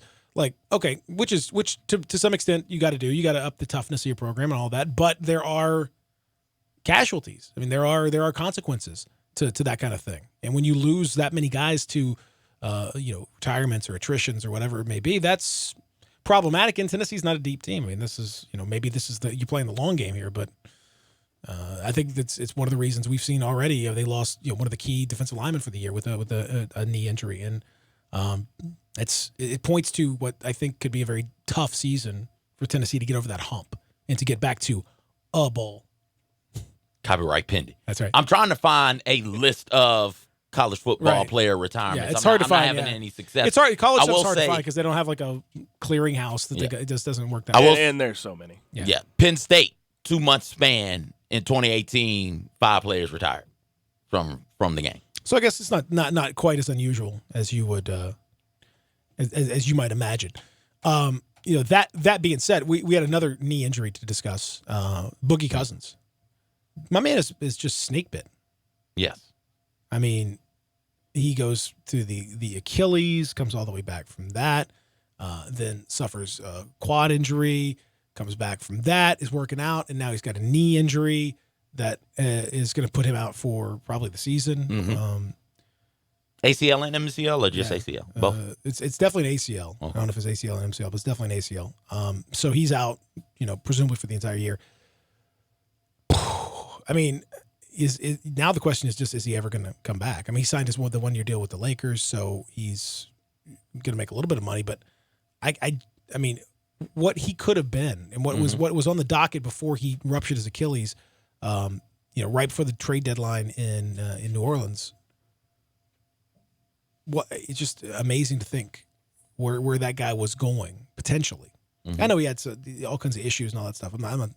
But the dude was an unmistakable freak talent. Mm-hmm. Now he's getting into that Bo Jackson territory of like, well, he just what might have been, what could possibly be. D Rose, another one. Mm-hmm. Mm-hmm.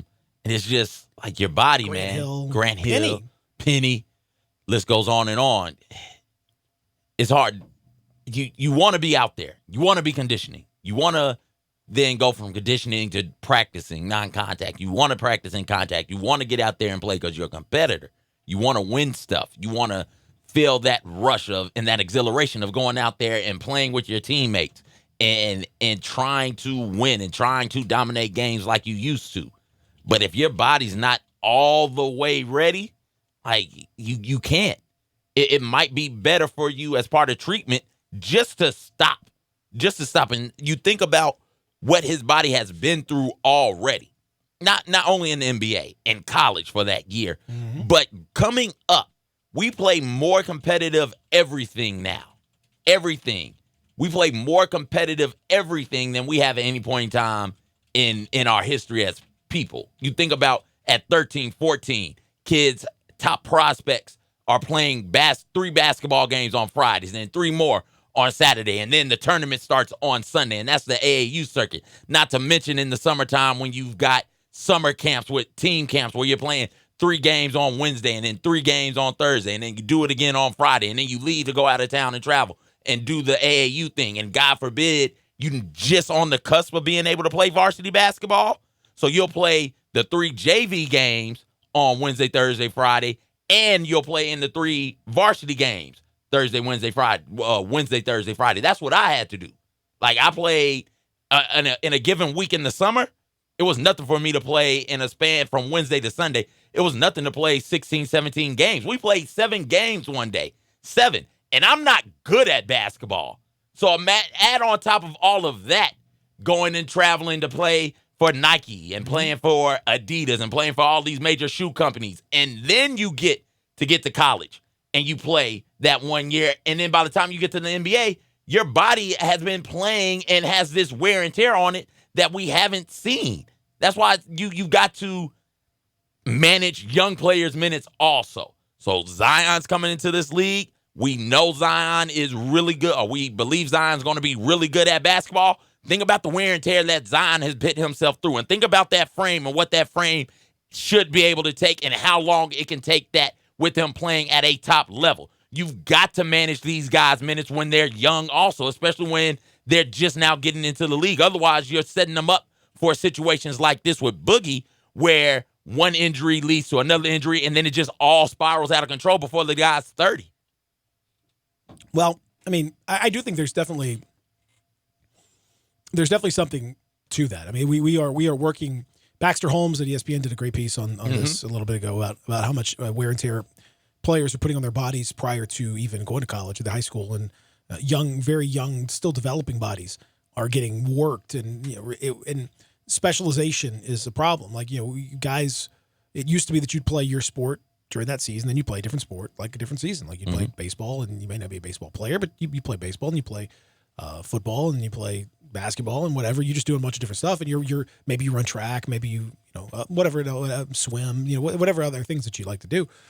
You would do those things. You wouldn't just exclusively be basketball. But now it's, we've got these cottage industries of all these trainers and stuff. And so you're working basketball 12 months out of the year. You're working every single day. Not only you have the idea of burnout, a lot of these kids just stop enjoying it because it's a job. Now you've taken all the fun out of it. And that's true of any sport. It's not just basketball. It's any sport. Football has the same thing. Baseball, baseball, all these, whatever sport it is, because there's that financial incentive. If your kid's good enough, that kid can make tons of money. And okay, I mean, understandable, but it takes a lot of the fun out of it. And the part that doesn't get reported as much is what stuff you're talking about how it really tears up your body at an early age. When you're constantly putting yourself through this, your body's not designed for that. Now, again, I don't know if that's true necessarily in Boogie Cousins' case. Like if you can point a straight line back to overuse as a young player, I don't know. But that's probably not helpful in that regard, and it's something that we all kind of have to look at. You have to take it. It just sucks for this guy, man, because it's just some guys are just snake bit. I mean, that's the other thing. Some guys just are injury prone. I mean, you can't. It's whatever physical weakness or some problem, joint, ligament, whatever it may be. It just is like you can't. And he may be that now. You're overcompensating because you've got an injury and you've got more. So it just becomes this vicious cycle, and I don't know if he's ever going to be the same. I mean, I can't imagine him ever coming back and being the same guy. From the perspective, though, just kind of spitballing here. Sucks for Boogie, and I'm one of my favorite players, so I'm really bummed out, and I hope he gets better. However, that leaves a big gap from the Lakers' standpoint inside. Could it be that the old Grizzlies, the old Grizzly Bears, sitting there with a former Laker great right there on that roster, just minding their own business? A guy that was on the cover of Sports Illustrated wearing Laker purple and gold. All-decade team. All-decade team. All-decade starter. Former defensive player of the year multiple times.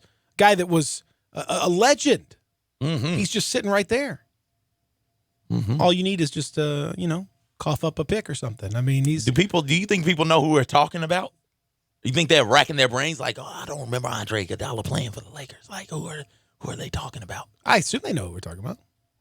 This guy has. Gabe know who we're talking about? Gabe, you know what I'm talking about, right? Yeah, okay, absolutely. Okay, he knows what we're talking about. Laker great, huh? Laker great. Legend. Laker legend. He is a legend over there. He was there. He did play for them. Jonas Valanciunas. Oh. No. Obviously, we're talking about Dwight Howard, and Dwight Howard was basically like, he was going to get. Who knows? I mean, the Lakers may just wait it out because the Grizzlies are not inclined to, bring him in. But the Cinderella story of all time. Maybe you can get something for Dwight Howard. Man, they got anything for Dwight Howard. I mean, maybe something. That would be wow. A little something. Those Lakers, get Magic on the floor on the top 60.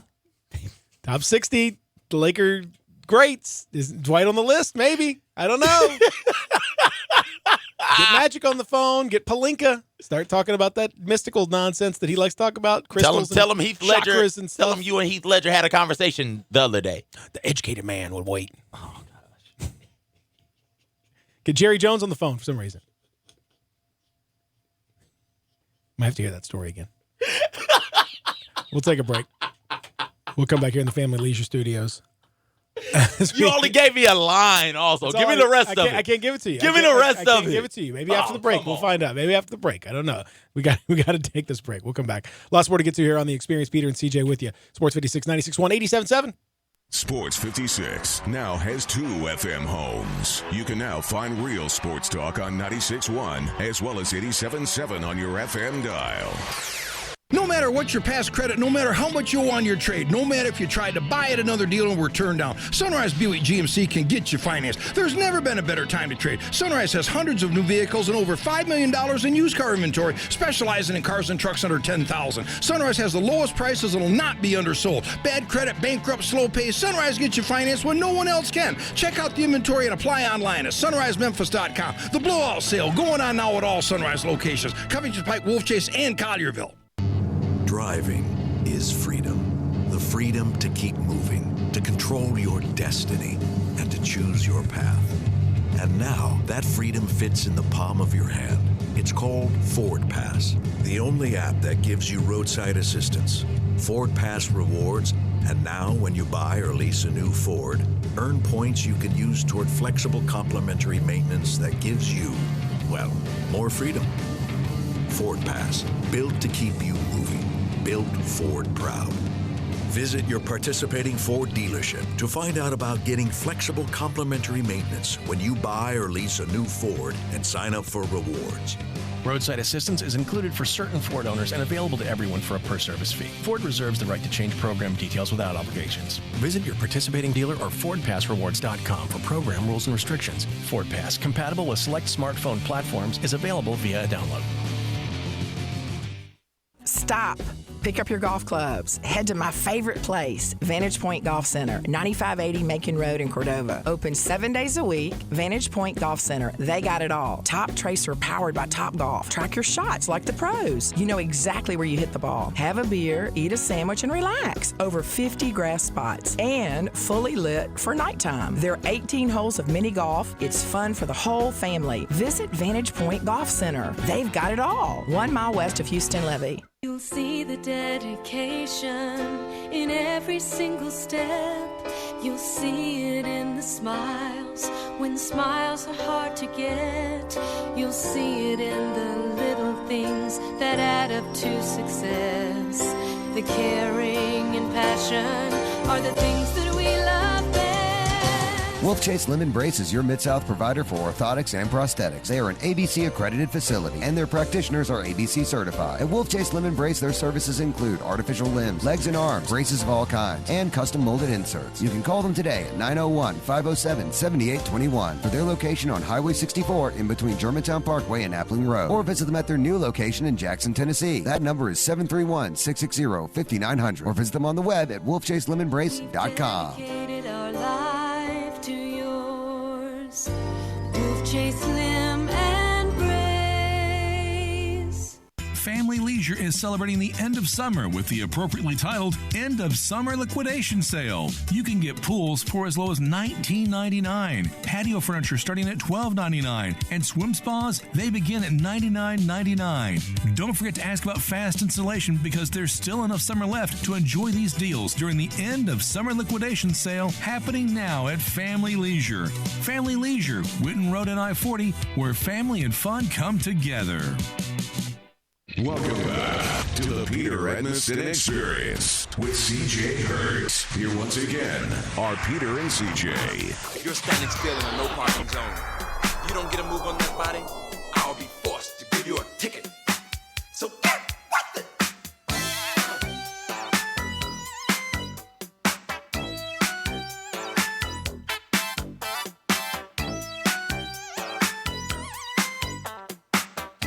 Yeah, here we go. Give me some Midnight Star right here. No parking on the dance floor, baby. Come on.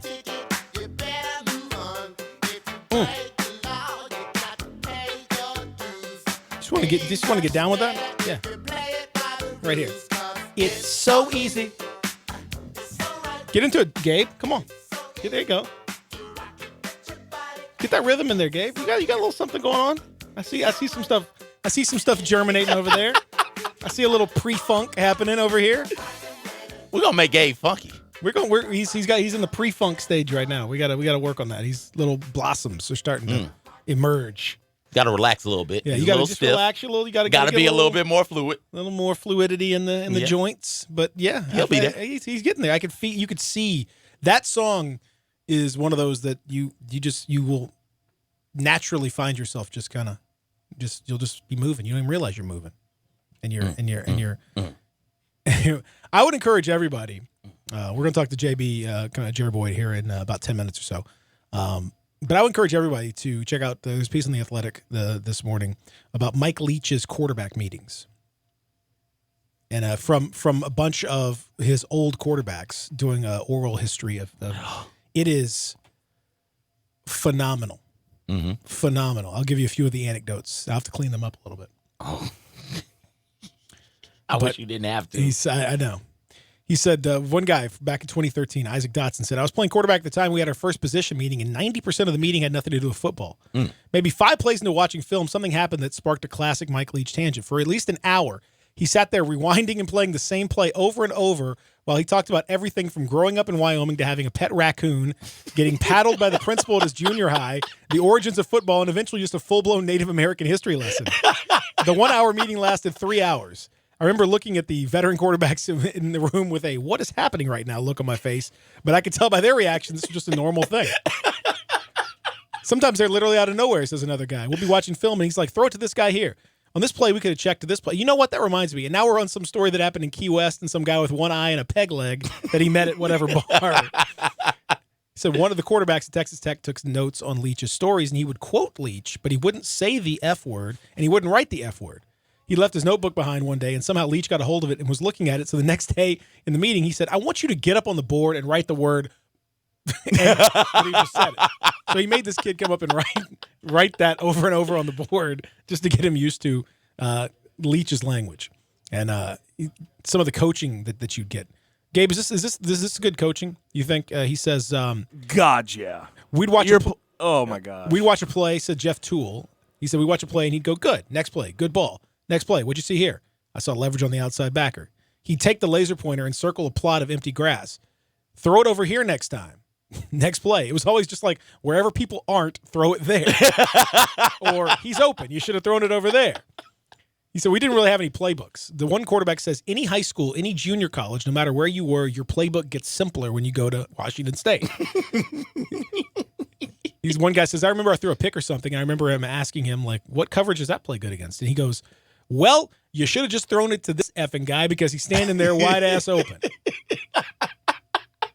That's great coaching. I mean, Mike Leach is one of my favorite people in college football. And it's not, I don't even think there's a close second, honestly. He says, it's not complicated, man. One guy says, what do I need to do to get the ball there on time? He says, just throw it to the guy who's just open. And the rants. Yeah. You've heard his fat little girlfriend rants. Oh, yeah. His rants are incredible. The quarterback's like, yeah, I know I'm supposed to throw it to the guy who's open, but what do you want me to do to get there quicker? He says, I don't give a bleep what you do. Just throw it to the guy who's open. He says, say you're warming up and throwing routes to a receiver, and you ground one about 5 yards in front of the guy. He said, hey, you're throwing that bleep off your back foot. Yeah. You got to get your into loins. I can't say that word. Your little, loins. Little. You got to get. He said, point your at him. That's great coaching tip. Yes. I've heard of pointing your foot, but I've never heard of point. Well, but I mean, you kind of it goes where the foot goes where it goes. It depends on. It would be way more quotable if he said point your loins. Well, this point is your quotable. loins. This is pretty quotable right here. I can't. I can't. Unfortunately, I can't quote it. But at the end of the day, all these guys say, "I swear we had more fun this season than any team in America." And part of that is the simplicity. You know exactly what you're doing. Just go and play. And who doesn't love that? I mean, I always felt like, why are we making this so complicated? John Gruden's got these play calls that are like 10 different things going on. You got all these different stuff like that. I mean, it seems to me like, that when you're out there, particularly when you're playing offense, like it doesn't have to be that complicated. If you can make it, I mean, the sport is very complicated when you look at it from a top-down perspective, but individually, like, just do your thing. My first day in college football, I mean, I got recruited by Justin Fuente here, and his offensive philosophy is KISS, keep it simple, stupid. And that's how a lot of college football teams operate. I mean, it's not rocket science, man. You got all these different things. A lot of people like to happen. make it rocket science. You got all these different options and all these different things happening, and you end up with players thinking instead of doing. And if you got the players, you just want them to go out there and do things, particularly when they're open. Like, hey, coach, where should I put this ball? Wherever the defense ain't. They can't be. It's a big-ass field, son. They can't be everywhere. It's only 11 of those mother bleepers. Put it where they ain't. Point your loins into it and get him the ball. It's simple. I mean, like, it's just that's how it is. I mean, I think that's why these guys all swear by him, because if you go to these meetings and you're dealing, and you got to go to meetings all day, and like you got all this other stuff to do and whatever you got. I mean, you're students, you got like all the actual student stuff on top of all these other meetings. Like, if the guy can be a whack job and can get out there, and then, but like if you watch them play, look at what he's done, man. Like that's why I wanted him to come to Tennessee. Like I was like, this dude, I would love to see what this does in that conference. Let's just see what happens. I mean, because the SEC is the king of making it hard. Everything is. I mean, the Saban situation. It's just we're going to work and we're going to just grind you into the ground, and it's going to be brutal. It's going to be tough. I'd like to see what happens if you come in there and just say like, screw that. Let's just have fun. Let's throw it up and just see what happens. I mean, Spurrier to some extent had that kind of vibe. Let's just throw the ball up there. We talked. Didn't work in the NFL, obviously. But that's something different. Although, frankly, it's it wasn't terrible. It was okay. We talked about as good as my man Adam Gase, that's for sure. We talked about being what you are. Is Tennessee a fun place from a football standpoint? Is it fun? Is it now? I mean, in general, like Tennessee doesn't seem to strike me. It's not many places in the SEC. LSU, I guess, seems fun to fun. go to the game. Yeah. No, not fun to go. Like, are you fun? Like Miami, when Miami is rolling, Miami is fun. Like Miami, not because they're rolling. The fun feeds into them being good. Texas Tech, when they're good, they're also fun. They're having fun. Washington State, some of those smaller programs in these power conferences, when they're good, is because they are having fun doing what they do. When Tennessee was good, was it because Tennessee was fun? I just question whether or not Leach's style, that right there, that simplicity, that hit the ball where the defense ain't, point your loins into it, those types of things, I question whether or not old Rocky Top would rock with that. There's a last anecdote here from the story. It's he says he always dipped, so he's a big dipper. Okay. He likes to dip. Personally, I think it's pretty gross, but whatever. He said he had a can on him one time. He had this real small dip left. He looks at me and goes, I try not to get anyone started on this stuff, but if I'm being completely honest with you, I've got a perfect starting dip for you if you want to give it a try. He said that's what started me on chewing. So he get this guy hooked on dipping. That's classic Leach right there. We'll take a break. We'll come back. Look at JB over there. JB with the George Strait T-shirt on. I see you. All right. I love it. I mean, maybe we could just play some George Strait for him. Did George Strait do anything funky? I don't think so. I don't think George did anything funky. Did George do anything funky? I don't think George ever even dipped a little toe into the waters of funk. JB, give Gabe a request for the rejoin song coming back. Something funky. Funk Friday. Something funky. We'll do that by request as we continue here. JB next as we roll on hour number 3 from the Family Leisure Studio, Sports 56, 96.1, 87.7.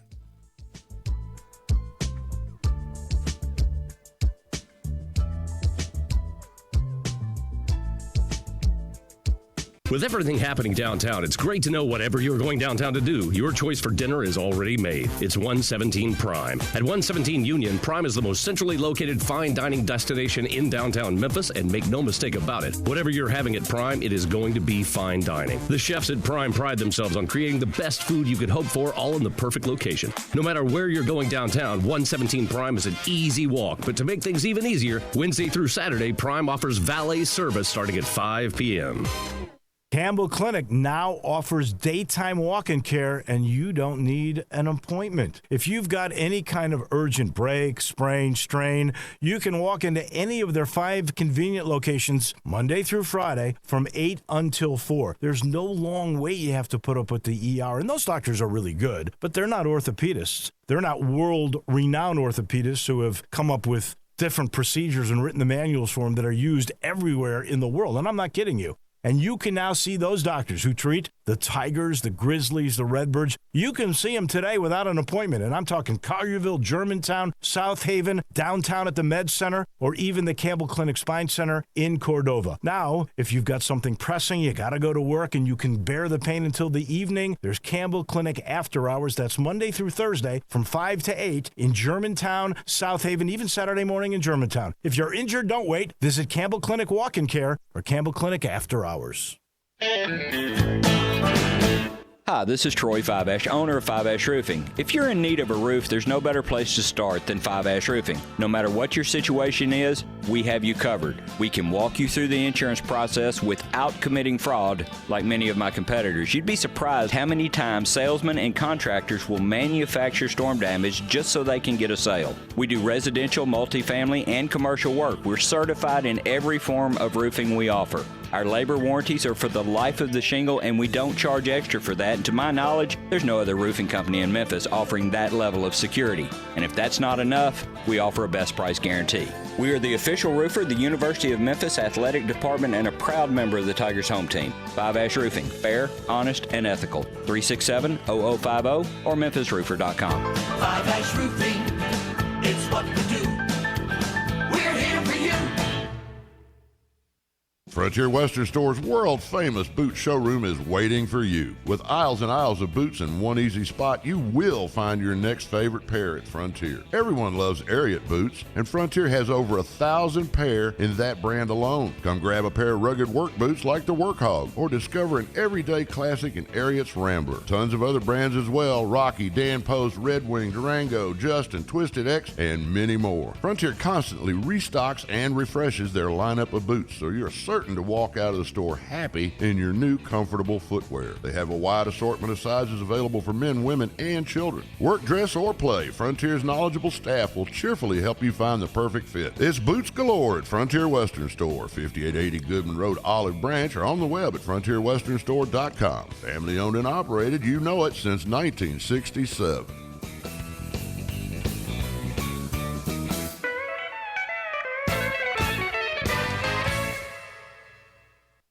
Right now, you can get 5 cents off every gallon of fuel every day. That's 5 cents off every gallon with Make It Count rewards from Marathon. Plus, you can earn points for additional savings on fuel, airfare, hotels, and more. It's quick and easy to join. Just visit makeitcount.com/radio or download the free app. So start saving today with Make It Count from Marathon. Offer valid only at participating Marathon locations. Marathon, fueling the American spirit. We are Real Sports Talk. Sports 56, 96.1, and 87.7. Available on your radio dial at 560 AM, 96.1, and 87.7 FM, as well as online around the world at sports56whbq.com. Take us with you everywhere on your phone or tablet by downloading the Sports 56 app. And at home, tell Alexa or Google to play Sports 56. If it's happening in the world of sports, we've got it covered. Wherever you are, stay tuned to Real Sports Talk. Sports 56, 96.1, and 87.7. We are Sports 56, WHBQ Memphis, WIVG-FM Tunica Memphis, and WPG-FLP Memphis. Flynn Broadcasting Stations. Welcome back to the Peter Edmiston Experience with CJ Hurd. This hour is brought to you by Acura of Memphis. Here once again are Peter and CJ.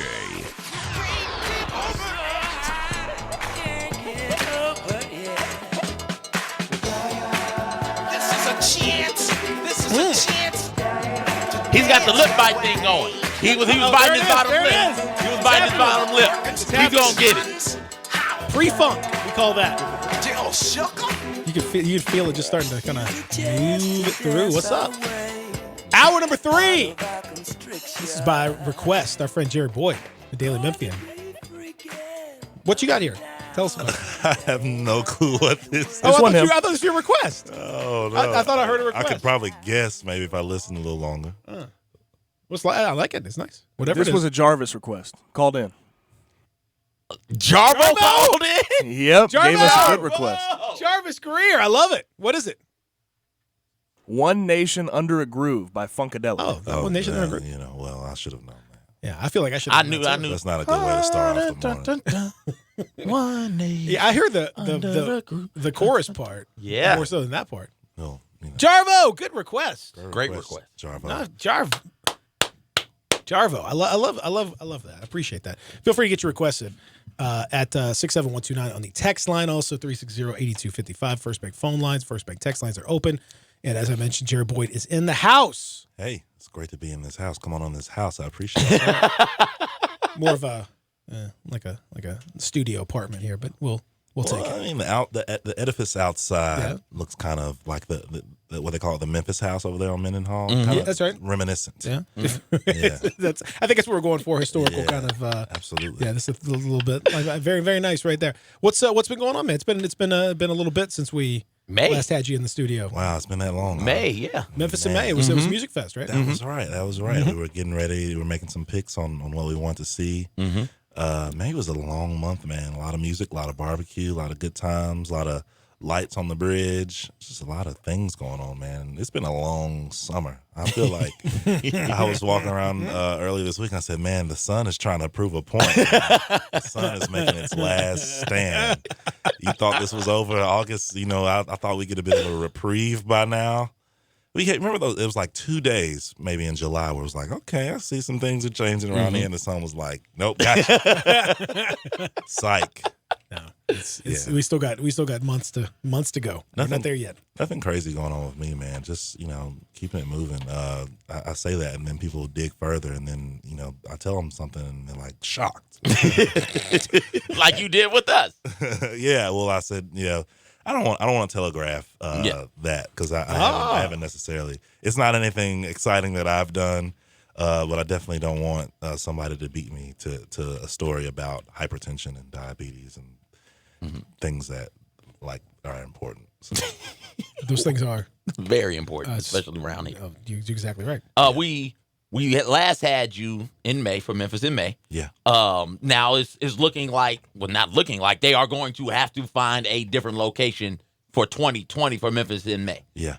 You got any thoughts, any suggestions on where they could put it? No. Okay. That's great. That's outstanding. No, you're going to get me in trouble if I start talking like that. I know we're just having fun, but I can't jump in on that one. That one right there, you're gonna have my phone blowing up, man. Well, it just makes sense. I mean, I know the situation with the park and Memphis and Maine trying to, but that space is better used in my mind. The other 11 months and some odd out of the year doing something else other than keeping it. To me, that's sort of restrictive on what you're doing with it. I get the appeal of having it there on the river and the whole thing, and it's been a wonderful thing. But we used to have Sunset Symphony. We don't have that anymore. There's all things change. And you as you get older. For sure, and I definitely think having a vibrant riverfront. I think I'm using verbiage that I think someone else has used before, but having a vibrant riverfront is important. I've lived in other cities that sort of suffer from having other waterways nearby, but only having their riverfront be sort of for industry and commerce. And you see places like downtown Atlanta, they have that big Ferris wheel and all those pretty things. And I guess that's the Olympic Park that they have there. Yeah. Man, just a wonderful date night idea. Just go down there and have some popcorn or funnel cake or whatever they do out there, and sort of walk around and watch birds. And I don't know, I've never been in love, so I can't quite say exactly what goes on in a situation like that, but I can imagine the scenario because I've seen a few movies. Okay, that's exactly what happens to somebody who's been in love. That's exactly what happens. But I would just say, as someone who's in love, been in love, not been in love, different. Date night doesn't necessarily have to be about love. You know what I mean? Like, you don't have to. You can just take a date night and just kind of see where things happen. And you don't have to be. You started off so good. You had me. I was like, this is about to be very existential and just a really nice romantic sentiment. And then you definitely took it to a place. It's a place. That's just saying the different places for different spaces. Yeah. As someone who's been in love for quite some time, your voice got lower. You set the tone. I was like, man, this is about to be really sincere. And I started to my eyes were about to well up. And I was like, I'm about to accept this. And then you're like, yeah, but you can just booty call down. Just it's a nice place for there's Tinder as well. Either way. I mean, you can go either direction. When they had the trolleys that did the river loop, that was the best. Well, I asked my wife to marry me down on the river, on the river, right there on Harbortown in that little park down there. Awesome. Nice. Wouldn't you love to renew your vows with a Ferris wheel? Certainly. You're on this Ferris wheel kick. You're a big Ferris wheel guy. Yeah. You seen Insecure last season? Did you see that? Yes, I did. All right. You mean on the Ferris wheel itself? What on the Ferris wheel? Like renewing vows, like literally like as we're going up here and like renew the vows up top and then come back down. They take a while, so you could Yeah, probably you got plenty of time. Yeah, you have to figure that Little out. ceremony right there. You can have different people, different carriages. Yeah, I like it. We've already looks like this is what's going to happen. What did you think? What you think was going to happen? Let's start looking on Craigslist for a Ferris wheel. That's right. I saw on Craigslist a couple weeks ago a kiosk, allegedly, purportedly from the Peabody place. I don't know if that makes your kiosk more important or does it add cachet to the kiosk, because I feel like most kiosks go somewhere notable. Like you don't just every kiosk has a story. And so I like that phrase. Every kiosk has a story. I don't know that could be a whole series that you do. It's just the each kiosk you could do a whole. Every kiosk has a story. Yeah, it could be this like one, the American Picker of kiosks. Have a Discovery series. Oh, I think there's definitely a Discovery series. One man on his search to find the origin, the greatest kiosk of every kiosk. There were some pretty good ones in Hickory Ridge. Back in the day. I remember very well those kiosks at Hickory Ridge. I remember there was one that had there's a guy selling hermit crabs. What? True story. In the mall? I didn't. This is not some memory that I've conjured. This is a real thing. In the mall? In the mall, selling and convincing people that was, I guess, like the pet of the future. Feed them. Oh gosh. Okay. I think it said feed them peanut butter. That might be the part I'm making up, but the rest of it is true. I hope you're not. That's great. And then when the hermit crab guy left, maybe there was some sort of outbreak of hermit crabs, and then I don't know. Hopefully not. But once they can be transmitted. That's true. Perhaps once his lease was up on the kiosk, they replaced him with those Kia Shine Air Force Ones that have the glitter on. Kia Shine. So very eclectic kiosk culture. Oh yeah. In Hickory Ridge. Oh, it's, and there's still a kiosk culture. I mean, if you wander through, you got some Wolf Chase. It's got some interesting virtual reality kiosks if you're interested in anything like that, or some customized. We got some customizable. We got all kinds of customizable keychains, T-shirts. I know. What's the mall across from Laurelwood? Oak Court. Oak Court. Yeah. Oak Court has. I'm pretty sure they have the T-shirt. Like get your T-shirt made. And I was about like this close on Saturday to like going over there to get my Abraham Ansair T-shirt made. Why don't you get that Dairy Boy shirt? I should get a Dairy Boy shirt. Why I can get both. Well, we do that. One, I was just caught up in the emotion of Ansair out there doing this thing. Yeah, so I was like, I need a T-shirt. Absolutely. But I can do both. Okay, they're not exclusive. I'm gonna do both. Just please, got a if you front would. and back Get a situation. Yeah. Well, Abraham's gonna be one shirt because Abraham is just that type of golfer for me. Sure. And then Dairy Boys will be another shirt. Well, I went over there to get a Mac Miller tribute shirt, and like the estimate was like $300 or something. Like Good that. gosh. It was a very intricate portrait that I wanted. And, Okay. Yeah. Rest in peace, Mac Miller. 300. I might be making that part of it. Did you want it in like gold lame and like in platinum? Yeah, was it a platinum shirt? I wanted the Kia Shine glitter. That's what, I mean, I think that would be Traffic it would be a wonderful tribute.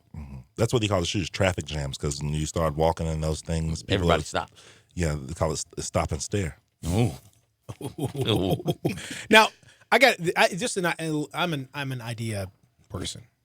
I'm more of the idea person than the actual do the thing. Right. Much more fun to just come up with the idea than actually have to do the hard work of executing the idea. Yeah. So I'm merely just going to give you an idea, and hopefully, if you like it, maybe you can run with it.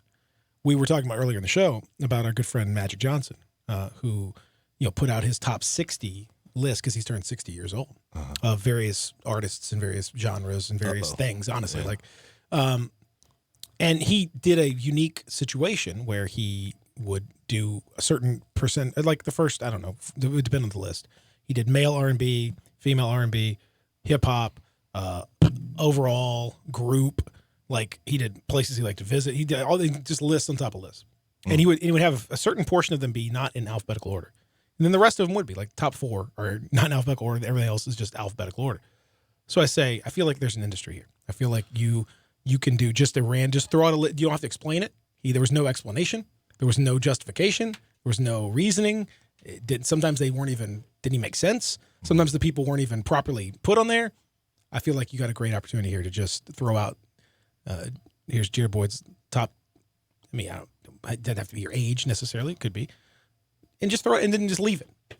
Just leave it there. Let it be. And just let it marinate. Let the people decide. I like where you're going with that. I think that I'm pretty sure that I'm going to put out some lists on 901 Day. Mm-hmm. I'm a little behind on top 901 artists. That's perfect. Just 901 artists. Just 901. Yeah, just go. Just name them all. Should have started last year. That would be amazing if you put this list in the tiniest font imaginable, one page of just these are the 901 artists that I like the most. The Da Vinci Code. 902. That's a real bummer. Oh, yeah. Damn. I couldn't decide. Yeah, I went in and threw an extra in there. Silk the Shocker is gonna make it. Oh no, he's gonna make Silk can't make Silk's it. gonna make top Silk, 901. Silk is gonna. He's gonna be in the top 901. He's gonna be. Yeah, he and Mace. Is this Silk the Shocker slander that I'm hearing? Oh, CJ's gonna slander. He hates Silk the Shocker. Oh, Silk the I'm Shocker a big Silk the Shocker fan. Ruined songs. Wow. I know. That was my reaction. But you know, I mean, the Silk the Shocker lyric. I hang with, I do my thing with. They wonder why I gang bang because I came with a whole gang of. Yeah, I mean, listen to that. Even saying it sounds fun. No, I said it way better than he said it. You said it really, really good. But I mean, what is it that he's offbeat or what? I mean, I think I like that unorthodox. You know, I cannot be constrained by rhythm and time. It's like Silver Surfer. You know what I mean? It's just why not? Like this guy has just no regard for the rules. Right. I'm not even gonna be on. That's jazz. That's what that is. So yeah, that's jazz. No, jazz. No. What do you? I mean, so like other offbeat rappers, do you not like other? Is it? Give me another. Like give my me man another Blueface. offbeat. Blueface is all over the place. Cool. Blueface is fine. Is all over the place. E40. I mess with the 40 boy. You like Witch Doctor? You know Witch Doctor? ODB. I love ODB. See what's ODB. Silk. There's something about Silk. It's not Mystical the off. often would kind of get a little. Mystical's flow was so good though. Silk's flow is not good to me. Like those other rappers that we're naming, those offbeat rappers, their flows when they're offbeat are great. Silk is not only offbeat, but the flow is super choppy, and then he's just saying a bunch of dumb stuff. So I think that maybe it's that Silk seemed almost kind of disinterested. Like he seemed like he was sort of in, like walking out of the booth, like answering the phone, and someone knocked on the door, maybe reach his hand out and grab. Like he's rapping while he's like looking at stuff on Twitter. He's like, kind of. And something about that nonchalance really reminds me of myself. Dope. Yeah. Silk, man, he's cool. I like Silk. Someone asked me the other day, like, what's Silk up to? And I was like, who cares? Somebody asked you. Somebody just rolled up on the street. Hey, Jared, what do you think Silk? What do you think Silk the Shocker's up to? You had them traffic jams on your feet. Yeah. Well, I was, were you wearing your Silk T-shirt? Is that why? Yeah. Well, have you seen any recent Lil Romeo and Master P interviews? Last time I saw Romeo, he was in Isn't he Empire. just Romeo now? We're not Lil Romeo, right? We're just regular Romeo. Well, we're full size Romeo. Flashback Friday.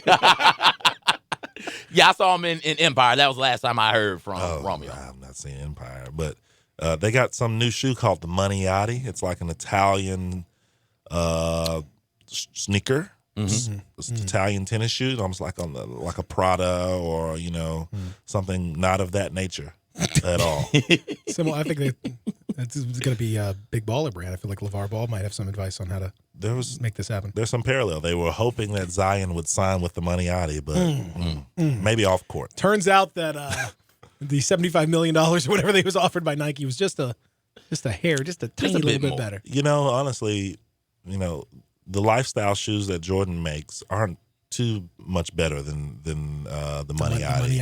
If it's not an sounds like you might have a little deal going here. You might be heading in that direction, maybe. Well, I think the Maniati is perfect for. I don't know if you're familiar with like Sammy's Man of Fashion. Or, I love to see Greg's guys doing it. yeah, Marty's. These local institutions of flair. I love the and true gentlemanhood. I will never forget the commercial that would come on. It would be this lady, and so I was watching it was probably on like wrestling, like typically where I would see this typically, but be a commercial break, and then when she would go, I love to see Greg's guys doing it every time. I can hear that in my head. There's nothing that I think goes hand in hand better than wrestling and suits. It's suits. Yeah. And, I mean, and typically 3 for 150, 3 for 200, 3 for 300. I mean, we had some inflation, obviously, but Sure. I mean, you can get it's always bulk. We always bought these in bulk. Absolutely.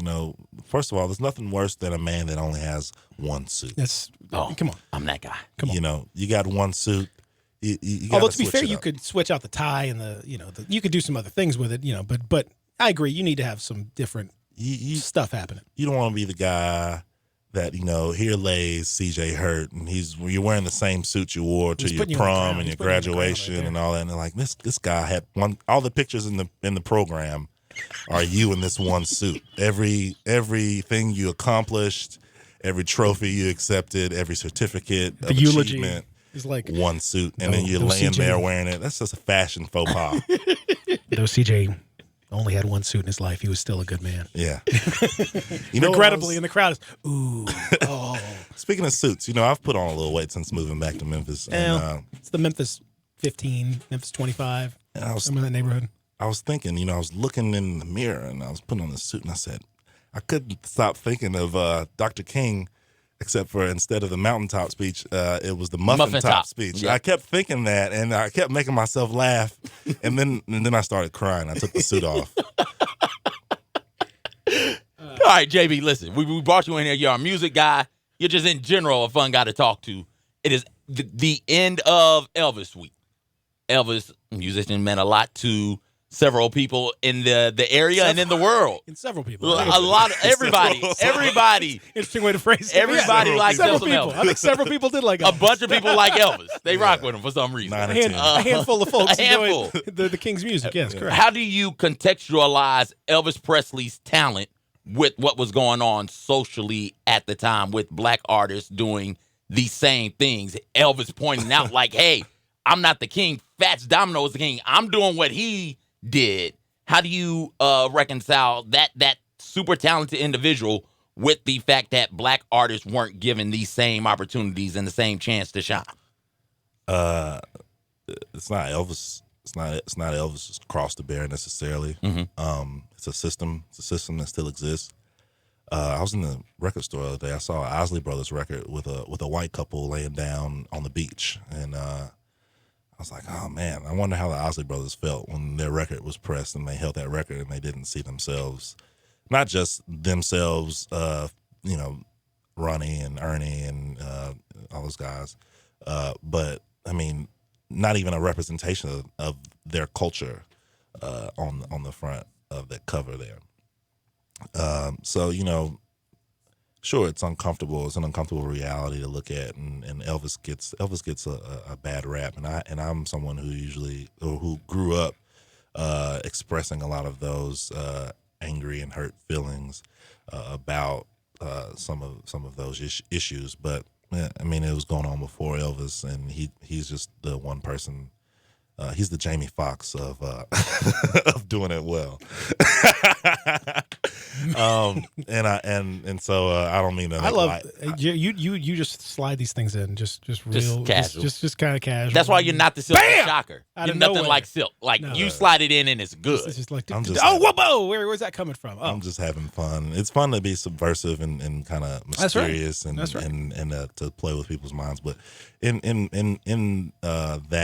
the spirit of that, and can we table that for a minute? And that's a very serious conversation I'd have to unpack. And you didn't give me any notes when I came in today, so I'm sorry. We ended up talking about hermit crabs, and now we're talking about the injustice of the music system. And so I'll volley this back to you. Although God bless Elvis's soul and spirit and legacy, and God bless all the people that come to Memphis each year and patronize our restaurants and hotels and see our beautiful city. I saw a bunch of people wearing Elvis T-shirts at a Stack celebration last night. So it's clear that it's as much as it's Elvis week, people care about the other history in this city, and especially the other music history. Isaac Hayes is the 11th anniversary of his death was August 10th. His birthday is August 20th. They're having a celebration for him in his hometown of Covington, Tennessee tomorrow. Can we talk about Isaac Hayes Week? Because I feel like I'm the one celebrating that and banging that drum. And it's there's a lot. I think it's the anniversary of Aretha's. Today. Yes, today, 1 year. I saw that Facebook memory came up in my phone. Today's 1 year. Yeah, so there's a lot to think about as far as Memphis and music and the way we treat these legacies.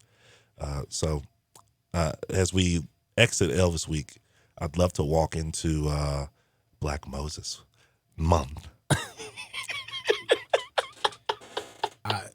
I would Your love. eyes just lit up. Yeah, I know. It's just like all of a sudden, like he just says, "This was the real." And you know what? I mean, this would be a very interesting, and I think worthwhile, complicated discussion to have around this week. And because there's a lot more to it.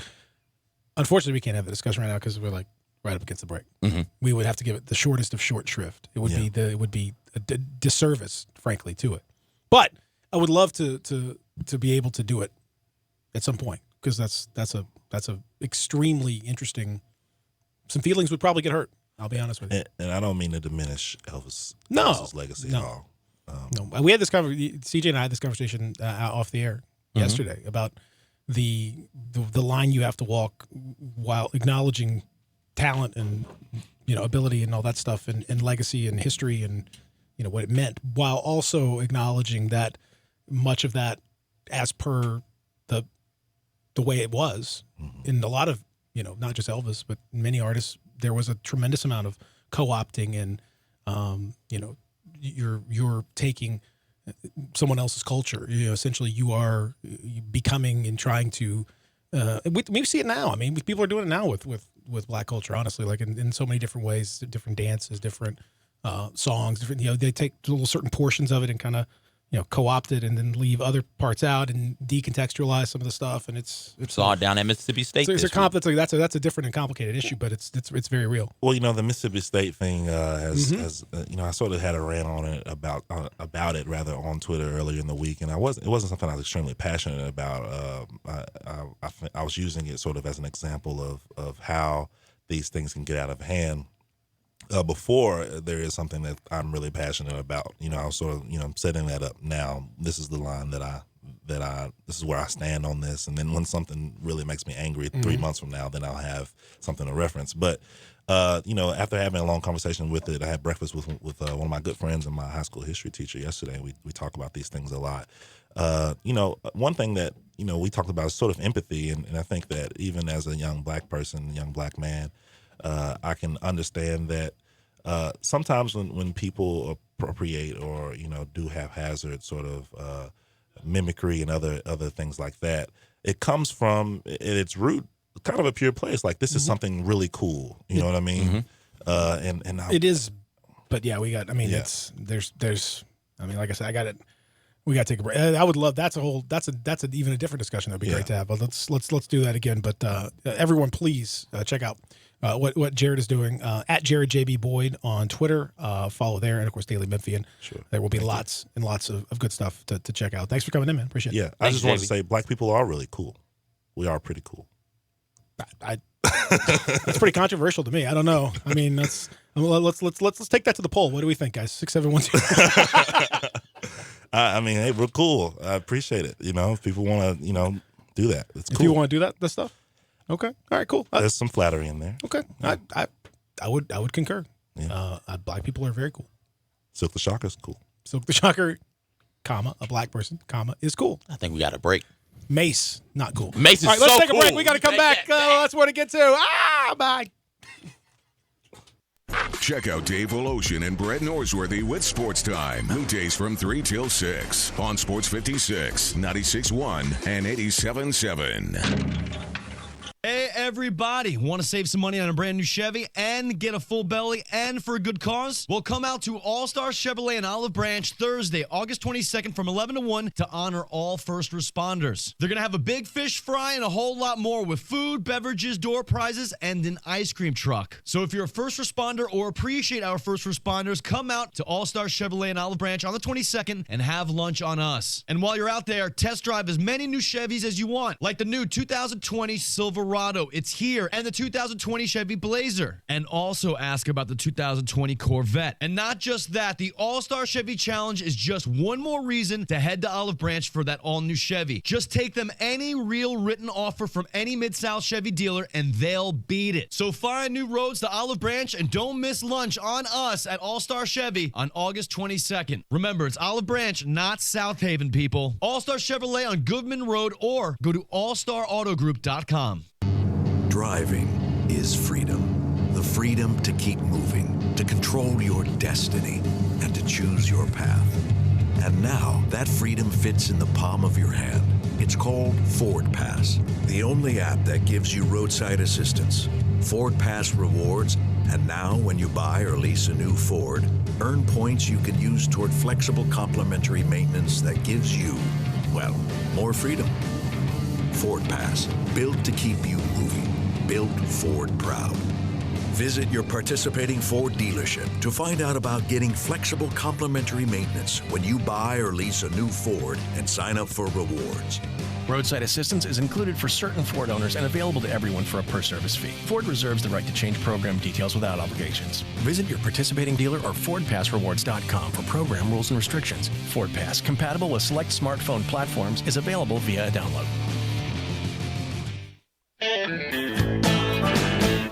Hi, this is Troy Five Ash, owner of Five Ash Roofing. As most of you know, I don't have a history of bragging or boasting that Five Ash Roofing is the best roofer in the Memphis area, but did you know we are the only diamond level roofing professional in the area? We are one of very few local roofing companies that have been in business for 20 years. We've never had a justified claim against us. We are locally owned and family operated. Our labor warranties are for the life of the shingles. We're experts in insurance claim. We do residential and commercial work. We are the official roofer of the University of Memphis Athletic Department and a proud member of the Tigers home team. We support local youth sports and St. Jude's. We have worked with churches and veteran services to help those in need by providing services at a deep discount or even for free. We are currently working with Young Life to give them a free roof on the historic log cabin in Germantown. Five Ash Roofing. Fair, honest, and ethical. 367-0050 or memphisroofer.com. Five Ash Roofing, it's what we do.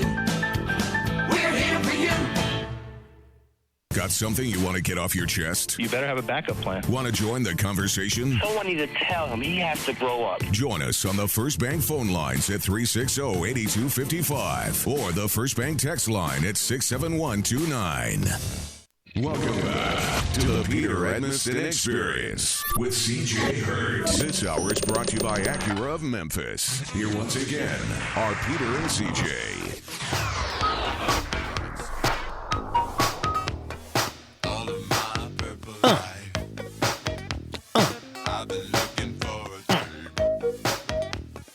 Is this by request? Sure is. Who's this? Prince, Erotic City. Oh, yeah.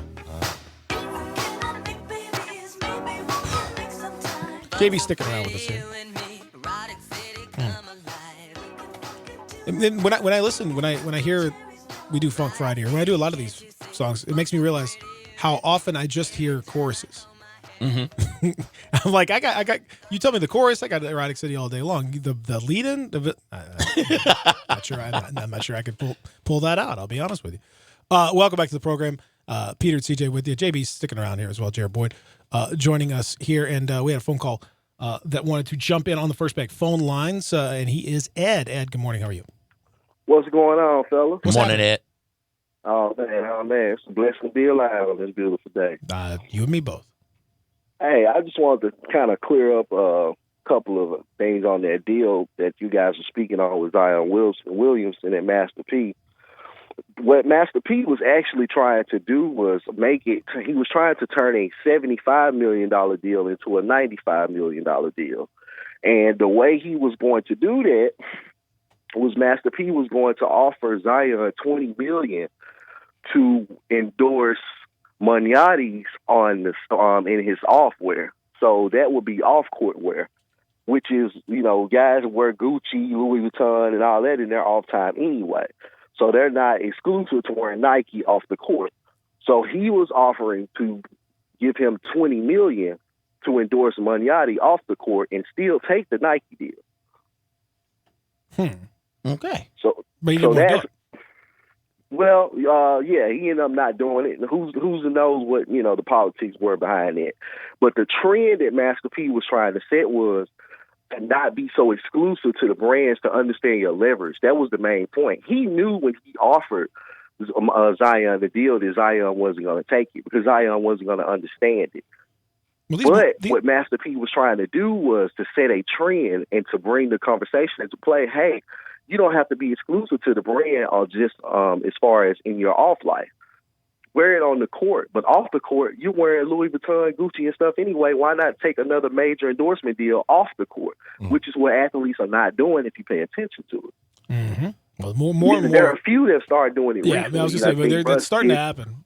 But a lot of these guys, like I had this conversation with Mike Conley. He had a designer in San Francisco that would like put him in certain things and do certain, and he was starting to kind of explore that market of fashion on top of the performance type stuff. Exactly. And you can get there are definitely guys that are, and the younger guys especially now are starting to really get in that space. It's in the locker room is totally different now.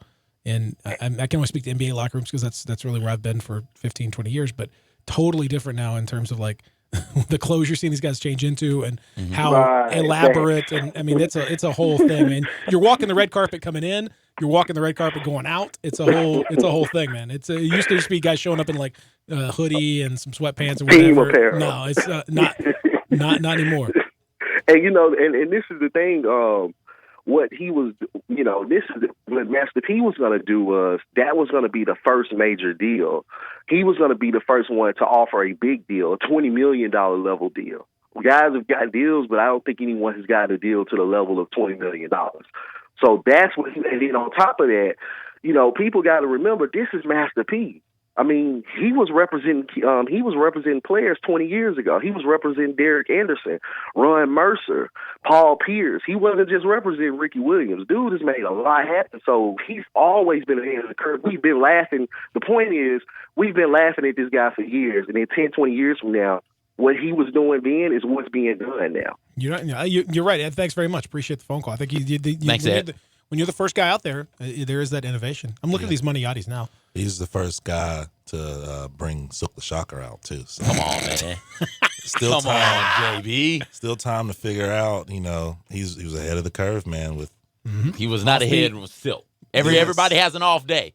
Also, Silk is family. Blueface can run because Silk the Shocker walked. Oh, absolutely. God. No. Remember that. No. Absolutely. No. Remember that. That is not how this works. Put that quote on your little board. No, I will not put that quote on my board. Quote back No. there. No. Master P, Silk the Shocker, Wright brothers. Mm-hmm. Very, it's innovative. I don't see a lot of difference here.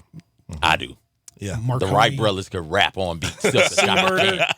Oh, the Wright brothers had some incredible flows. They could just spit flow. Silk's flow is just bad. Are we still talking about the same Wright brothers? Wright brothers, y'all.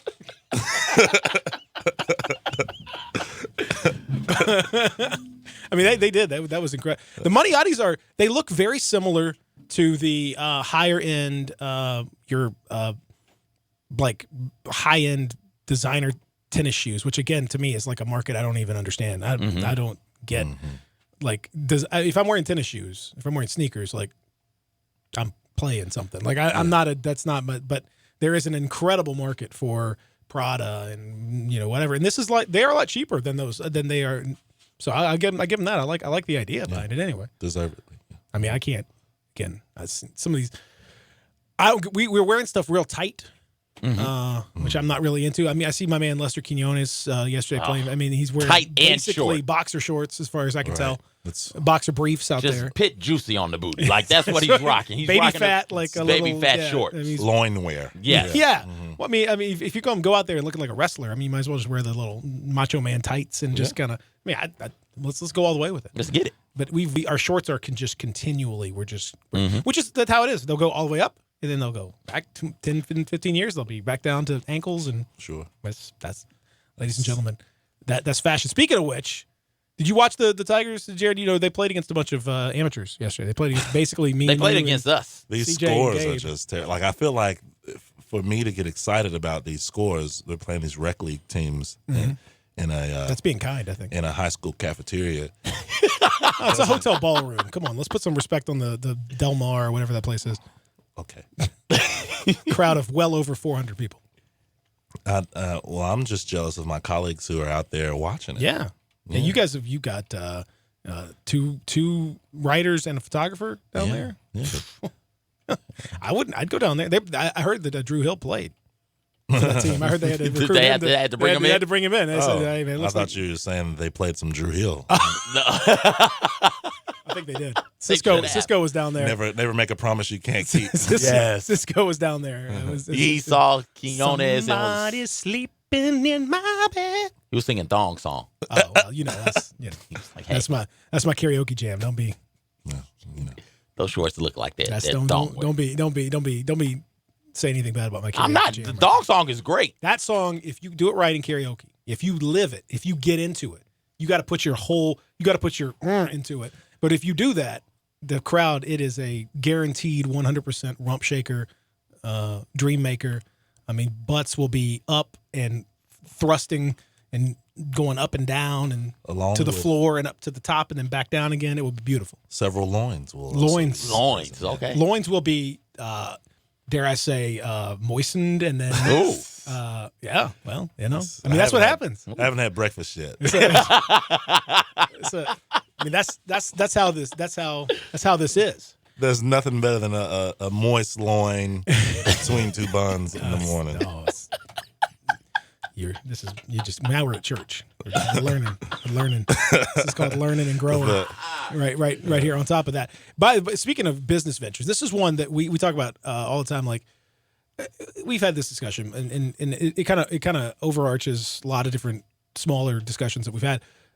It's always players versus owners. Like, you know, when you were with various CBA discussions and NFL, they got some stuff rumbling. NBA's got year after that, they got their deal. Major League Baseball had the strike. There's all these different things, and so you kind of wonder, okay, like, for whatever reason, it feels like the general public tends to side on the owner's side rather than the player's side. And what happened yesterday should help to give up the game a little bit and understand why these owners are, unless you are a billionaire yourself, unless you're Jay-Z or Stephen Ross or Michael Jordan or whoever, you probably should not necessarily just lump yourself in on the side of that. The Nets were the remaining stake in the Nets, 51% share. So Joseph Tsai owned 49% of the Nets. He paid $1 billion for it. He's paying $1.35 billion for the remaining 51% of the Nets. So that means the Nets in Brooklyn there are worth $2.35 billion in total. Now you add a little more to that. So it's probably 2.5. Let's just say let's round up to the top right there. Now this dude has got plenty of money, but remember, when you're talking about player and what they're worth and what's LeBron worth and what's whoever else worth, you can go up and down the list. These dudes that are paying this money. Mikhail Prokhorov bought the Nets in early 2000s, and he moved them from actually in 2010, excuse me, but he moved them from New Jersey to Brooklyn. He paid about $300 million in that neighborhood, and he's made now in less than a decade $2 billion. Yeah. So whatever LeBron has made or whatever KD or Kyrie or whoever, that's the game. The game is what the value of that thing on top of the tax incentives and everything else that you can do by manipulating, you can do all kinds of fun stuff while you're owning the team, even if you're technically quote unquote losing money on a year to year because of the salaries, whatever, which they probably aren't, but you can make it look as though you are. At the end of the day, this is the game right here. My man just pocketed $2 billion for 10 years. 10 years of ownership and movement and whatever else. I'm sure. I guess it's work for an owner. 2 years of work, 10 years of work. Excuse me, $2 billion. That's not too shabby. That's the game. So remember, when we're cheering for, don't cheer for the billionaire over the millionaire. I mean, I'm not a millionaire. I don't know if I'm even a 10,000-aire. I think I am. Not 100,000-aire, though. Maybe someday. Cheer for the guy that's closer to you. Mm. And it ain't, those guys are not closer to you. No. None of them. Robert Parra bought the Grizzlies. And the stake that he ends up with, at the time, the announced price was $377 million. This was, 2012. The team is already, from a Forbes standpoint, worth 1.3. Now, obviously he had a percentage of it, and that percentage has gone up a little bit. Now, it's not a perfect analog, but same kind of thing. So year to year, data. Okay, you're losing $8 million. You're losing $10 million. Okay. Well, at the end, if he decides he wants to get rid of it, he'll make $11 billion. Don't be suckered into cheering for the billionaire. Mm-hmm. I mean, that's none of us, very few of us listening. If we have any billionaires listening, please come on by and say hello. I'd love to get to know you a little bit better. Yes. Otherwise, Master P. P. Is Master P a billionaire? Not quite. Is he a 10? No, Master P got banked. Master I know. P got money. Is he a 100 millionaire? Is he a Yeah, 10 oh millionaire? yeah, he's well You into think that. so? He's close to a Really? billion. I'm pretty sure Master P's like 650. Don't go by this. Don't go by the. I'll look for Master P net worth on Google, 200. See, that's what. Yeah, come on. That's not bad. Don't get me wrong, but come on. Let's take a break. We'll come back and wrap up this edition of The Experience. Peter and TJ with you, Sports 56, 96.1, 87.7. Get happy with Johnny Radio's Happy Hour. Weekday afternoons from 1 till 3 on Sports 56, 96.1, and 87.7. The folks at Homer Skelton Hyundai want to say thank you. Thank you, Memphis, for another spectacular year. They set records, but I can understand why. You think about the product. Where else do you get a 10-year, 100,000-mile limited powertrain warranty? That's what you get on every new car at Homer Skelton Hyundai. Oh, and thank you again for the 11th straight year, the #1 certified pre-owned car dealership in all of Memphis. It starts with that product, but then it goes to the shopper assurance. Where else do you go where you get transparent pricing, flexible test drive, take the car for a couple of days if you want, streamlined buying process? You're not going to be there all day, in and out. And then, and I have not seen this anywhere else, the 3-day worry-free exchange. You buy a new car, if you've got any buyer's remorse, you've got 3 days to change your mind. Just get on Lamar, take it into Mississippi, the first exit's Craft Road, turn left, and go see Chris True and all the gang at Homer Skelton Hyundai.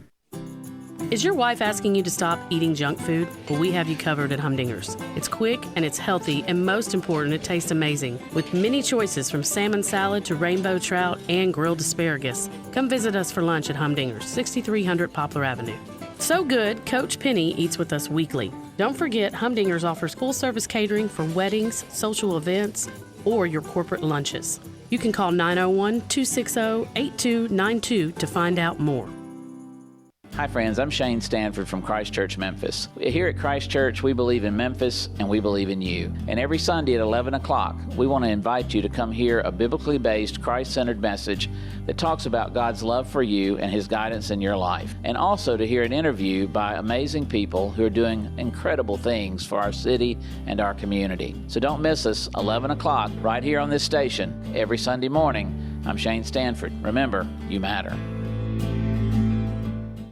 Season tickets for the 2019 Memphis Tigers football season are on sale now and start at $100 when you buy 4 in the Family Fun Zone and $150 for end zone seats. The 6-game home schedule is highlighted with matchups against regional foe Ole Miss, plus AAC rivals Cincinnati and Navy. A season ticket includes the same great seat for all 6 home games, plus priority options to buy single game tickets, bowl tickets, and more. Be part of the incredible game day experience and get your seats today at GoTigersGo.com or call 901-678-2331. Stripe up. Family Leisure is celebrating the end of summer with the appropriately titled End of Summer Liquidation Sale. You can get pools for as low as $19.99, patio furniture starting at $12.99, and swim spas, they begin at $99.99. Don't forget to ask about fast installation because there's still enough summer left to enjoy these deals during the End of Summer Liquidation Sale happening now at Family Leisure. Family Leisure, Whitten Road and I-40, where family and fun come together. Welcome back to the Peter Edmiston Experience with CJ Hurt. This hour is brought to you by Acura of Memphis. Here once again are Peter and CJ.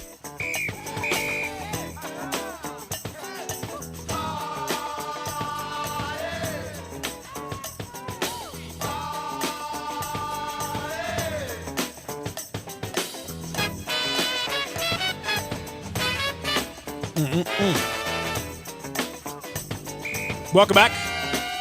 We continue this program. Thank you so much for being a part of it. I am Peter Edmiston. He is CJ Hurt. That's Gabe Kuhn on the other side of the glass. The Dairy Boys doing the thing. Coming up next, middays, Greg and Eli. This hour of the program brought to you by our friends at Acura Memphis. Find them online at AcuraMemphis.com. Go say hello to them in person at 385 and Ridgeway. Please say hello and check out the inventory that they've got. Not only brand new, of course, plenty of brand new Acuras for you, but also the pre-owned, and not just certified pre-owned, although that's the only place you can get certified pre-owned Acuras, is from Acura Memphis, but also pre-owned makes models of all different types. Something for everyone. And a lot of late model stuff, too, that you're seeing more and more because of the great trade-ins. It's a good time to do it, so they're really getting a tremendous amount of inventory. And whatever you're looking for. As I said, I bought my last two cars at Acura Memphis, and neither one of them technically have been Acuras. Two different types of cars altogether. Big old Dodge Magnum I used to have. That thing was awesome. Hemi, 425 horsepower. That thing was rocking. My Marico was. How was paying gas on that? Not great. There's a reason why when we had kids, I had to get out of that baby and went to the Prius, which is what I drive now. A totally different. We went from one extreme to the other. Saved a lot of money on the gas bill. Lost a little performance. And by a little, I mean 98% of the performance. But it made more sense for me. You can get either one at Acura Memphis. So whatever it is you're looking for something sporty, you're looking for something more family oriented, you're looking for something big, something small. They got you covered, and if they don't have it there, which they probably do, but if they don't, they can get it for you. So it's just all about you. It's all about your service, making it really special for you. You can find out more online, AcuraMemphis.com. Go see them at 385 and Ridgeway. So Tigers will. I don't know if they can possibly top yesterday. Just beating down Bahamas Select. I thought you were talking about Tiger Woods there for a second. I don't know. I thought that. I don't either. Why'd you think that? I don't know. I was like, why is he putting the S on the end of Tiger Woods' name? Why is that happening? Tiger's Woods. Tiger's Wood. But yes. That's what I call him, yes. The Tigers beat the hell out of the rec team in the Bahamas, yes. How can we possibly top that? I mean, who can imagine? We saw, our friends that are down there, Jason Munns, Drew Hill, covering for various outlets. You got Mike Sadie, you got Calkins, you got the whole, there's a lot of people down there doing their thing. How can you do anything with a 75-point win over a bunch of hotel workers? I mean, you basically got to sit them down and say, hey, y'all gave up 60 points in 40 minutes to a bunch of dudes who just got off work. Like, what are you doing? Yep, that's nearly a bucket a minute to these guys. Good grief. They should not be scoring like that against us. Should have been 135 to 10. 25, Peter, come on. Isaiah Maurice had 21 points and 12 rebounds. Like, I don't even think we can I can't even trying to contextualize with stats. It's not. It doesn't even. It sounds silly. Like I can't even. The other team was at least a team. Like they had some issues, whatever, but like they had some dudes that have played. The Deshaun Taylor guy could play. He had like 39. He can play. These dudes, I don't even know who they are. Do we even know their names? I'm not sure we know their names. Somebody showed up at the ballroom, was like, oh, none of my team is here. Hey, everybody, listen, sends a text message out. Hey, group text. Hey, if you're interested in playing some pickup, like come to the gym. And by gym, I mean the ballroom at the hotel. We can eat for free afterwards. I mean, and dudes just started matriculating in. I feel as though like it would be very silly to like ask questions about like this game. Like, how did you guys stop this? Like, it seems like well, we stopped them because we're significantly better at basketball than they are. That was the number one, really, the real key to the game was us being 1,000 times better at the sport than these other people. Much better than they are. That was my number one key, really, to victory, I would say. Number two was the fact that they also didn't show up until midway through the game. was another key to the victory. Whereas we had prepared all day for this game, he was working over at Panera Bread, getting stuff, making soup, and so My man had to he finish scalded making his the bed. hand on the grill at Waffle House, and that affected his jump shot. Like, what are we talking about here? Why? Like Isaiah Maurice quote, it just comes from being in position on defense. We just No. stop. No, it doesn't. Come on. No. Come on. Comes from you being better than a bunch of scrubs. Like, that's where it comes from. A bunch of dudes who do this, 2-3 times a week, gets together with the boys. And then afterwards they go and they have a drink or two.